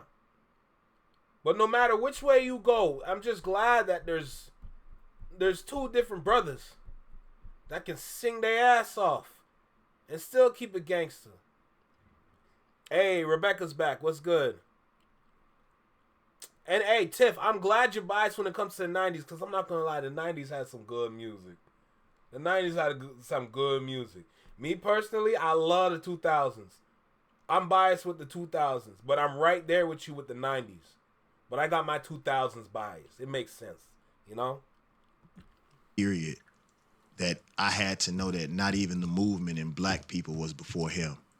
Like, I had made helping black people. It meant so much to us. To be honest, that's valid. You know how they tell you make no idol or you put nothing before God? Sometimes we don't say it, but our actions show. Valid. That's we fair. don't spend enough time talking Stand to in God. that. We don't Don't spend be enough afraid. time doing those other things. So to a certain degree, I think God made me realize that nothing on this planet comes before God. Even the things that I think are good and positive. Right. So even if it's feeding the homeless or feeding that, still, no, as good as you think that may be, doesn't come before God. And it really shouldn't come before you. We put everything before ourselves. I'm going to take care of me this year. So like I tell everybody, man, if you want to see me or you want my goodwill, I'm also looking at how you support me. Because as much as people will tell the basketball players and the rappers, you should donate, you should do this. Well, if I'm making $10 million and you want me to give $1 million, if you making $10, are you giving $1? Right. What are you doing? I'm going to ask you again, are you watching Family Business New Orleans? Did you check out Fight Night? Because how am I getting this stuff? They think because we revolutionary and we good, money is just dropping out of the air. It's not. We need your support. So what I'm telling y'all, man, is make sure that you take care of you. Make sure that you love you. Big boy, I want to thank all of y'all for allowing me here. I actually don't even talk like this no more. I try to be focused on us getting this paper. I'm starting this movie company. I need to keep a lot of the racket down. Right, I'm serious. Right, so yeah. I try to be focused. You're not talking like you're done. You're not done yet. For me to really talk that shit. Yeah, and you know what's wild about that, man? Sometimes even the silence speaks volumes. Yeah. You know, and I think that's what you were saying as well. Like, okay, let me be quiet. Yeah. Yeah, let me be quiet. So, man, and let me get in position. I love y'all and I appreciate y'all, man. Thank you for having me here. I'm dead serious. Y'all watch this. Watch y'all tell y'all. That spot out there, I know which one I want. That's going to be mine. All the FANs I'm coming. are in the 90s. The picture on the wall. I'll tell you which one. Should we just take it down now? If you want to. Hey, dude, don't tell us. Go and take it. Go to the wall and bring it in here. No. You know me, big boy. Hey, I do it. Go to the wall man, and bring the picture in here. Bye. Yeah, I'm on my way. All right, yeah. All right. So, you started it. All right. Leave that door open for him. I don't even want to see it until he walk it in here. Oh, I'm gonna have to open it. I'm thinking I know which one it is. There's two that I know. But damn, there's three. There's three that it could be. Man, if you walk in with Kendrick, I'll be like, oh shit. Ah, no. If you walk in with, that's exactly what I thought. Hey, Judge. All right, Zach. Oh my god. And Zach need to know. I know he mean with his hands, but I do tactical gun training. He didn't really talk about Kendrick that much. Hey, man, But it's not done yet, so I don't know. Why did I think this one? Because I told the team, I said, man, if he come back in here with Kendrick picture. Oh, no. Let me tell y'all, I just told y'all in my movies we gonna win, right? Yeah, man. I wouldn't take a black picture down there if it was the only picture up there. Right. I saw a video of Kobe, and it really showed me the way. They asked him if he thought he was better than Jordan. Yeah, And I just he recently said saw that- this again. He said, I would never say it out of my mouth because I took so much from Jordan. I learned so much from Jordan. And Rebecca, that's valid too. What our people are doing and what black people had to do in I order, say because good. understand, that's our heart. Let's be clear. I am very clear what we have to do in order to be up on these walls. So there's no way that Right. I would take down another black person. How did you feel about Kendrick at the Super Bowl? Oh, I loved it. Yeah. I loved it. And I love his artistry. And Well, I love, man. here we go. I love how he treats his family and how he feels about the culture. You know, one thing that I want to say, and I mean this, especially when it comes to black people, is even if you feel a certain way, we shouldn't say that shit in public. Yep, that's why I tell people. Even if I tell like my Yeah. brother, if I felt like he was wrong, I tell him in the car. Yeah, Yeah. like man, the fact that he's there is so wonderful. And this is what bothers me. If you are gonna criticize, why don't you criticize everybody like that? If you're gonna swing the sword, swing the sword. And if you're gonna swing the sword, be God enough or God-like enough to give not just criticism. Oh, okay, well, what do you think I Yeah. could do better? You Right. don't know, because you a bum. Right. Like, man, like, come on, we gotta love each other. We gotta do better. I am so proud. And if I can't say nothing else, this man brought LA together in a way that I have not seen since the 60s. And bro, Kendrick don't move around that much. For him to sit in and write something that can galvanize people in the way that he galvanized people, Yeah, man. bro, that's powerful. And you know what I love about that? You lived here, but Banner, you're not from here. And even when I saw the pop out, people probably thought like, oh, the pop out, oh, not like us, oh, can you know? But I saw what was powerful about the pop out. I knew what cultures were up there. I saw the Crips, I saw the Bloods, I saw, the Latinos. I saw what it looked like. I saw people walking out, like everybody's high-fiving and not just, oh, we up, the city's up. It wasn't about Drake. It was about what we felt. And that came from, if you could say one man on one team, but what everybody felt like. And that's why when I saw the Super Bowl, people that didn't understand it, I'm like, well, maybe at that moment, it wasn't for you. But for those that knew the purpose, it served me well. And I know my team now don't want to hear this. Uh-oh. But Man. I gotta say it. But I thought Family black business, people, New Orleans. I thought black people wasn't fucking with the NFL anyway. Bro, we pop off so much, bro, but we ain't supposed to be messing with them anyway. But because they gave one black person some money, and all of a sudden we back with the NFL, we ain't supposed to be watching that anyway. Since we talking about all this black power right now, all this black excellence, like we get into the wrong things. And so we gonna criticize the fact that another black man is there regardless. I don't care who it is. We got that spot.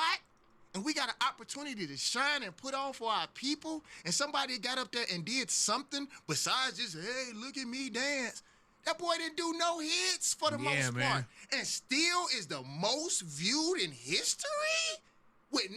That's the biggest stunt of all time. I'm not even gonna do the songs y'all really like. And I'm still gonna smash. Yeah, man. What? And I'm gonna play a video game with your mind at the same time? They don't even know that. Hey, man. And you know what Hey, okay, okay, Rebecca.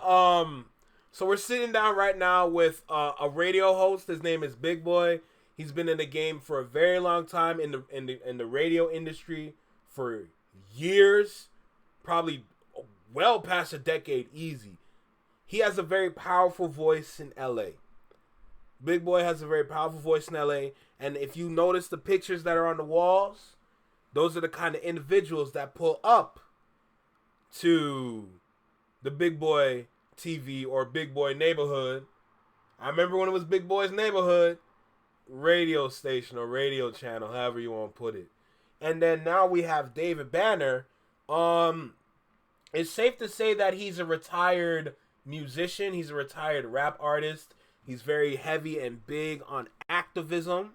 He's also an influencer in his own kind of way. And he's just an outstanding individual in the black community. So I just want to make sure I help you understand who these people are at this moment right now. So I hope that clears it up. I hope that helps you out. DavidBanner, like, man, this man is just an outstanding individual. And the amount of wealth, the amount of knowledge, the amount of education that you see from him is just, it's kind of frightening because the man is a little too smart. Like, he's just a little too smart. And then for him to have a friendship with Big Boy for all this time, and then Big Boy being the one that was talking to DavidBanner, giving him game, and then to see Big Boy sit there just like a proud father. Like, you don't get moments like that all the time. It's amazing.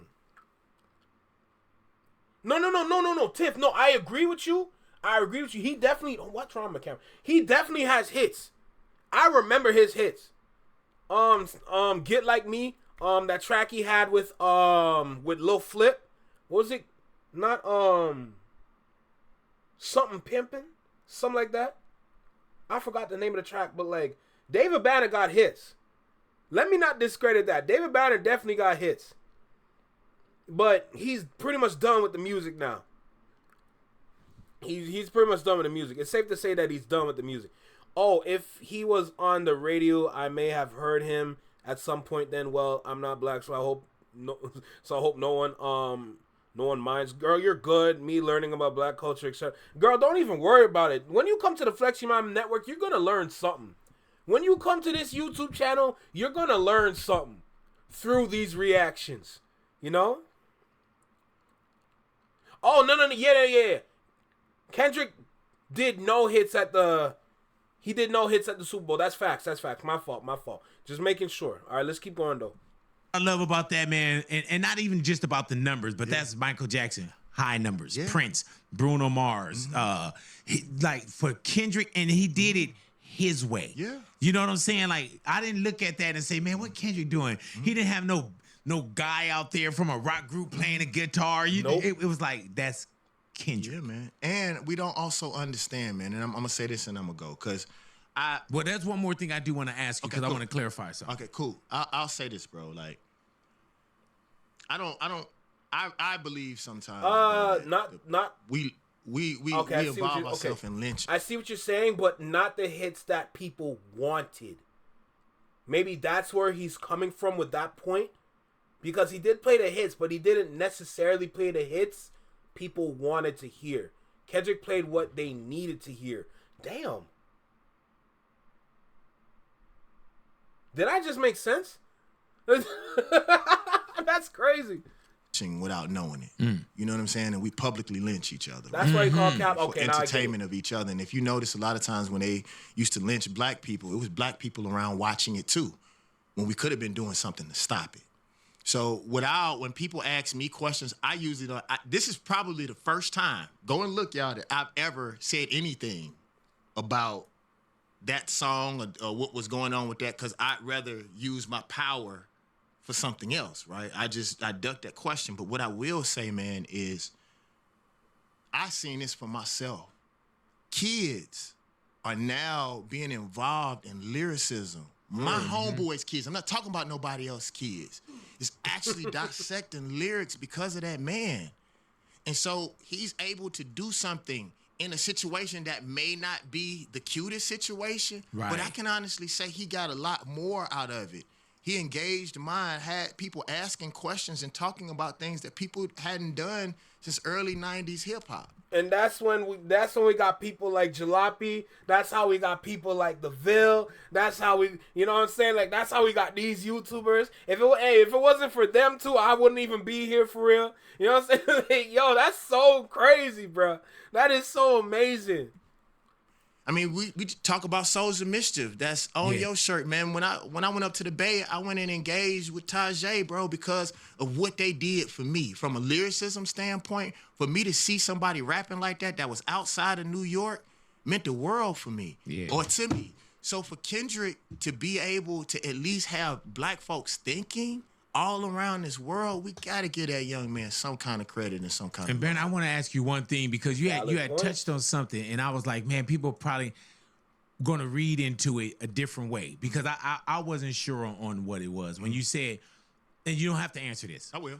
It was when you were talking about how if there was a problem, you wouldn't say it, in a rap, you would go and, paraphrasing, that you would go and that we come from, we'll see you. Mm-hmm. How did you feel about the entire beef with Drake and Kendrick? All right, well, let me clarify that. Yeah. When I meant come and see you, it didn't necessarily mean that I'm coming to right whoop there. you. Yeah. I'm not coming to pull a gun. I'm not saying that. I'm saying that as men, if you say something about me, I believe you. So I want to be clear on what's happening. Like, I had a situation where we literally... Rebecca, no. No, they really don't. Okay. I don't know if you know this stat, but think about this. In America, the children in America, on average, right now, currently, read at a grade 3 level. They read at a 3rd grade level in America. So, they going to be asking them questions. If we're going to be super honest. That's the latest for the data. I think that came out 2024 maybe? Who said it again? I forgot who said it. But that was around 2024, maybe 2025. I could be wrong, but currently right now they're reading at a 3rd grade level in America. So to answer your question, no, they ain't got no critical thinking skills. That's super sad then. Wait, what? What seriously? Well, yeah, it is shocking. It's very shocking. It's very, very shocking. But when you think about it, when you look at what's going on television, what you see on TikTok, especially TikTok, and then what you see from all the videos of kids pretty much not doing anything. They're not working because there's no jobs for them. Because the immigrants are taking the jobs. Same thing that happens in Canada. Usually the kids are the ones that are working at the Tim Hortons here. Or they're working at the Pizza here. Or they're working at the Popeyes, wherever. It's usually them. But they ain't got no jobs for the kids no more. So now the kids, most of them are just sitting at home. Chilling on their phone. They're probably just doing some nonsense. Like, what? They're probably doing TikTok dances all day. They ain't got no job to work. So how they gonna get bread? Everyone on TikTok trying to make it. Literally. So they ain't got no critical thinking skills. But look at what Kendrick did. Look at what Kendrick did, bringing people together. People asking questions. What do you mean? What is Kendrick talking about? And then they start to understand, oh, that's wordplay. And then they figure out what an entendre is, like a double entendre, triple entendre, quadruple entendre. If you look at 616 in LA, that's about 17 different entendres. You know what I'm saying? So people are starting to understand these things. And then when you have songs like Not Like Us or 616 in LA or Euphoria, I'm gonna take Meet the Grams out there because Meet the Grams is just diabolical. But when you look at those 3 songs, and then you can add Like That in there too, yo, they're actually they're listening to this. First of all, they're listening to the song. The song is good. But then it's the song is also educational as well because now they're asking questions. They're like, what's this bar? I hear stories of teachers. When DavidBanner said that, that's not the first time I heard that. I hear stories of teachers in school. Whether if it's middle school, elementary school, high school, they're all asking questions about Kendrick's lyrics when the beef was happening with Drake. Everyone's saying Drake this, Drake that, Drake this, Drake that. Drake was used in that sense. He was not used in the sense as he's a guinea pig, but he was used for his likeness. Drake's likeness and Drake's fame is the reason why Kendrick won. That's literally the reason why Kendrick won. He outclassed them in every kind of way. And because Drake's name was involved, it was on such a big scale. And OVO niggas don't realize the power that's literally in front of them. Because of Drake's name, it was put on across the world. This beef was an international moment. This beef was an international moment, and these OVO kids don't realize this shit, bro. The way Kendrick took down their king is so diabolically frightening. When you look back at that situation and you sit back, honestly, you can't even say nothing bad. You can't even say nothing bad. Because Kendrick just seized the moment. One thing I learned in dance, if you're in a dance battle, specifically in Crump, if you see a chink, if you see a crack, if you see something in your opponent that you can utilize, you strictly target that. You target that and you use your abilities to make sure you not only show it, but also you use that to your advantage to win. That's all Kendrick did. Drake said, oh, you can use all that underage shit. The man said it in Tailor Made. Yeah, you can go ahead and use all that underage shit. Go ahead. Let's see what you got. And then he got what came to him, bro. Bro, the song's called Euphoria. The song that has the same name as the same show he executive produced. Oh my God. Kendrick literally, you're right, Tiff. Kendrick literally shook every artist. Every single one. Here's the thing. Okay, Tiff. Unfortunately, in Toronto, that's what they like to do.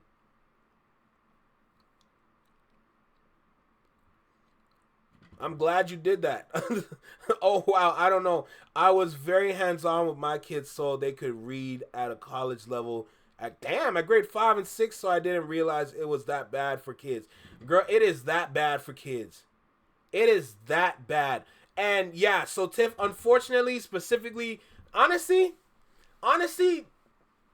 high school, college, a lot of people were breaking down Drake's lyrics. And then when you get to Toronto, it's like Drake's lyrics are like common knowledge in Toronto. It's like I remember I was walking in like the Eaton Center. It's just a mall that's in downtown Toronto. I remember I was walking in the mall, and literally every other kid was just saying Drake lyrics at the time, because I think he dropped an album or something around that time when I was there, and everybody's just saying Drake lyrics, and then they're breaking it down. They're trying to put together like the bars and the wordplay, and I'm like, that's kind of weak. I ain't gonna lie to you. They're like, what? Yo, what's wrong with this guy, bro? This guy's weird. I'm like, so I'm the bad guy? I'm quoting Nicki, so I'm the bad guy? Honestly, I got so bored with the music of Drake's era. It was so stale and mindless and stupid, and you're preaching. But the problem is that because Drake is from here, and the fame that he acquired, people fed into it, you know? And because they fed into it, they fall down a whole rabbit hole filled with lies and false talent. Like, it's unfortunate. I'm telling y'all, Americans, UK, Czech Republic, wherever, Denmark, wherever.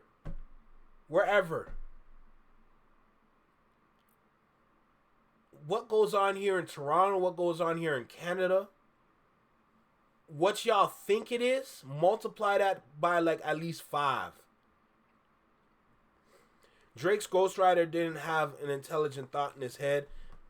Hey, Rebecca, you saying something right now. I wanted to say it, but I'm like, you know what? I don't need to go that far. But hey, you're saying it. I respect it. And because of a really, really good friend of mine, like me and the young man got on the phone and we talked about it. Because a lot of times it's miscommunication and it's ego. And it's usually other people around us and not us. Facts. To be honest Rebecca, with you, bro, facts. Had me scared. And I'm not ducking the question. It really didn't matter to me. I'm grown, dude. You know how old I am? And I saw so many people my age talking about what 2 young men are doing, bro. You actually need to be worried about your pension.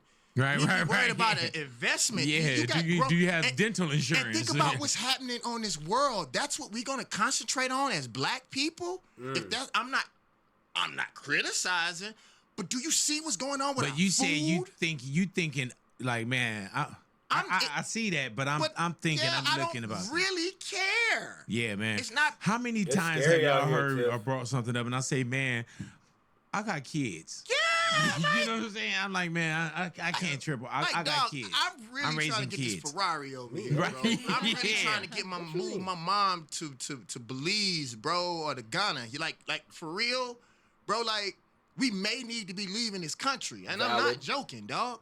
And that's what we gonna concentrate on. Every time America allows something to be that big, it's not so much that they are enjoyed and engaged in it. Oh, we can use that as a distraction. Yep. So let's pass these laws over Yeah, here. man. You know what I'm saying? These executive orders. Exactly. And what I will say, that's something that I do like about Kendrick. He'll take this moment, and while we're doing this, he'll slide that information to Hell you. yeah, man. You know what I'm saying? So I respect that. That's what rap aspect is of it. supposed to But do. bro, me to be honest with you, I've been in beefs where I've known both sides, and I've cared and loved both sides.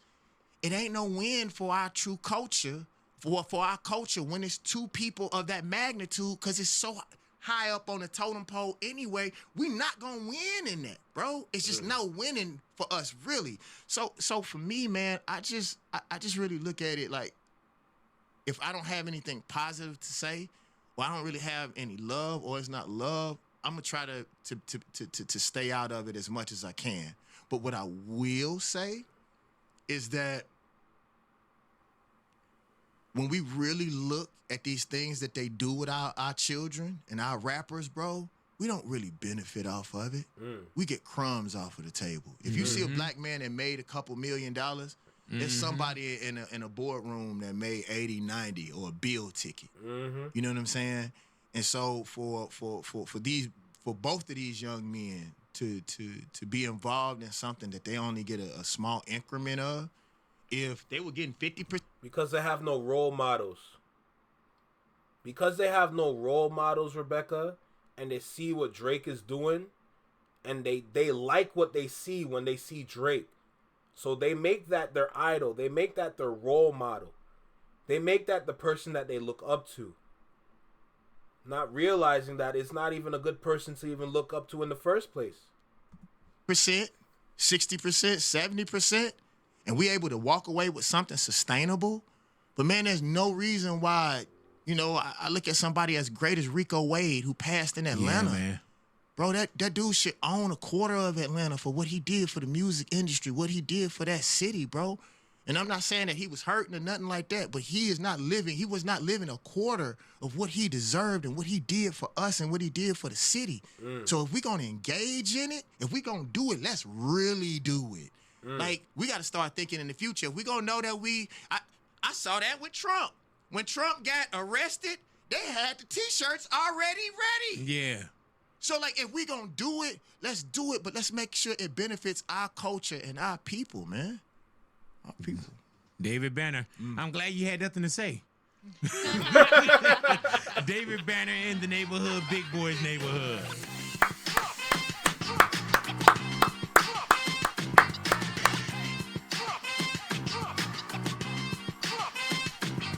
Big salute, bro. I love that. A whole hour and my mind is full. My mind is whole. I'm at peace when I listen to that. That was amazing. That was simply amazing. I can't believe I'm not subscribed. Maybe I'm subscribed to his original channel, maybe not the adjacent channel, but that was amazing. Simply just amazing, phenomenal interview. I loved every moment of that. And that interview had me energized too. It had me energized. Man, I was wow. So, we've been doing this for about 2 hours and 13 minutes. Holy sh! I told y'all I'm going to double the time. I literally told y'all I was going to double the time. Y'all don't believe me? There's proof. Like, to be honest, the industry or any industry isn't made for certain groups of people to succeed, though. Valid, because they sometimes they literally just look for people to use. So I absolutely agree with you. But people don't care now. We live in a time, we live in an area where a lot of people are just not caring anymore because they're so-called tired. You could never be tired compared to your ancestors, but they don't know, which makes them, or they don't care, which makes them not know, which puts them into the state that they're in. So it's not even a surprise when I hear that kind of, comment. When I hear that kind of comment, I sit there, I'm like, okay, think what you want, that's cool, But I feel like this interview is the kind of interview that I'm just gonna endlessly replay over and over, so I make sure I learn everything I can. White people gatekeep a lot in business. Rebecca, don't get me started, Don't get me started. Let me just relax. Let me just relax. Don't get me started, because I could go. I can go. Don't even get me started on stocks. But let me stop. Let me stop. I don't have much words. I said everything I needed to say throughout this interview. I'm at the point where LOL, I've seen it, don't kill me. Damn. I'm like I said, I'm not surprised. Damn, that was wild.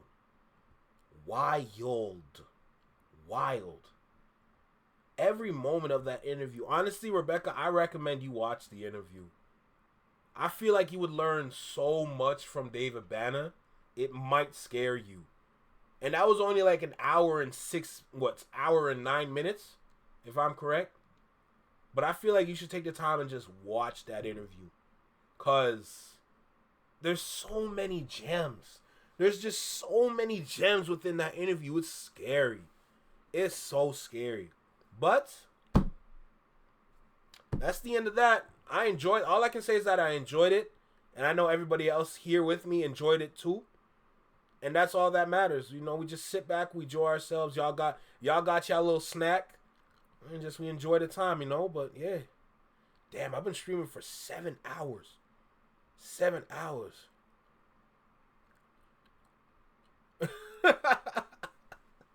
I only say it as a precaution. It's just a harmless precaution. If you love learning, girl, enjoy. That's all I need to say. Let that be your podcast that take you into your night. That will take you into your sleep. Because trust me, Trust me, it is worth it. It is so worth it. Either way, we can charge this one to the game. That was just a phenomenal hour-long conversation. Wow.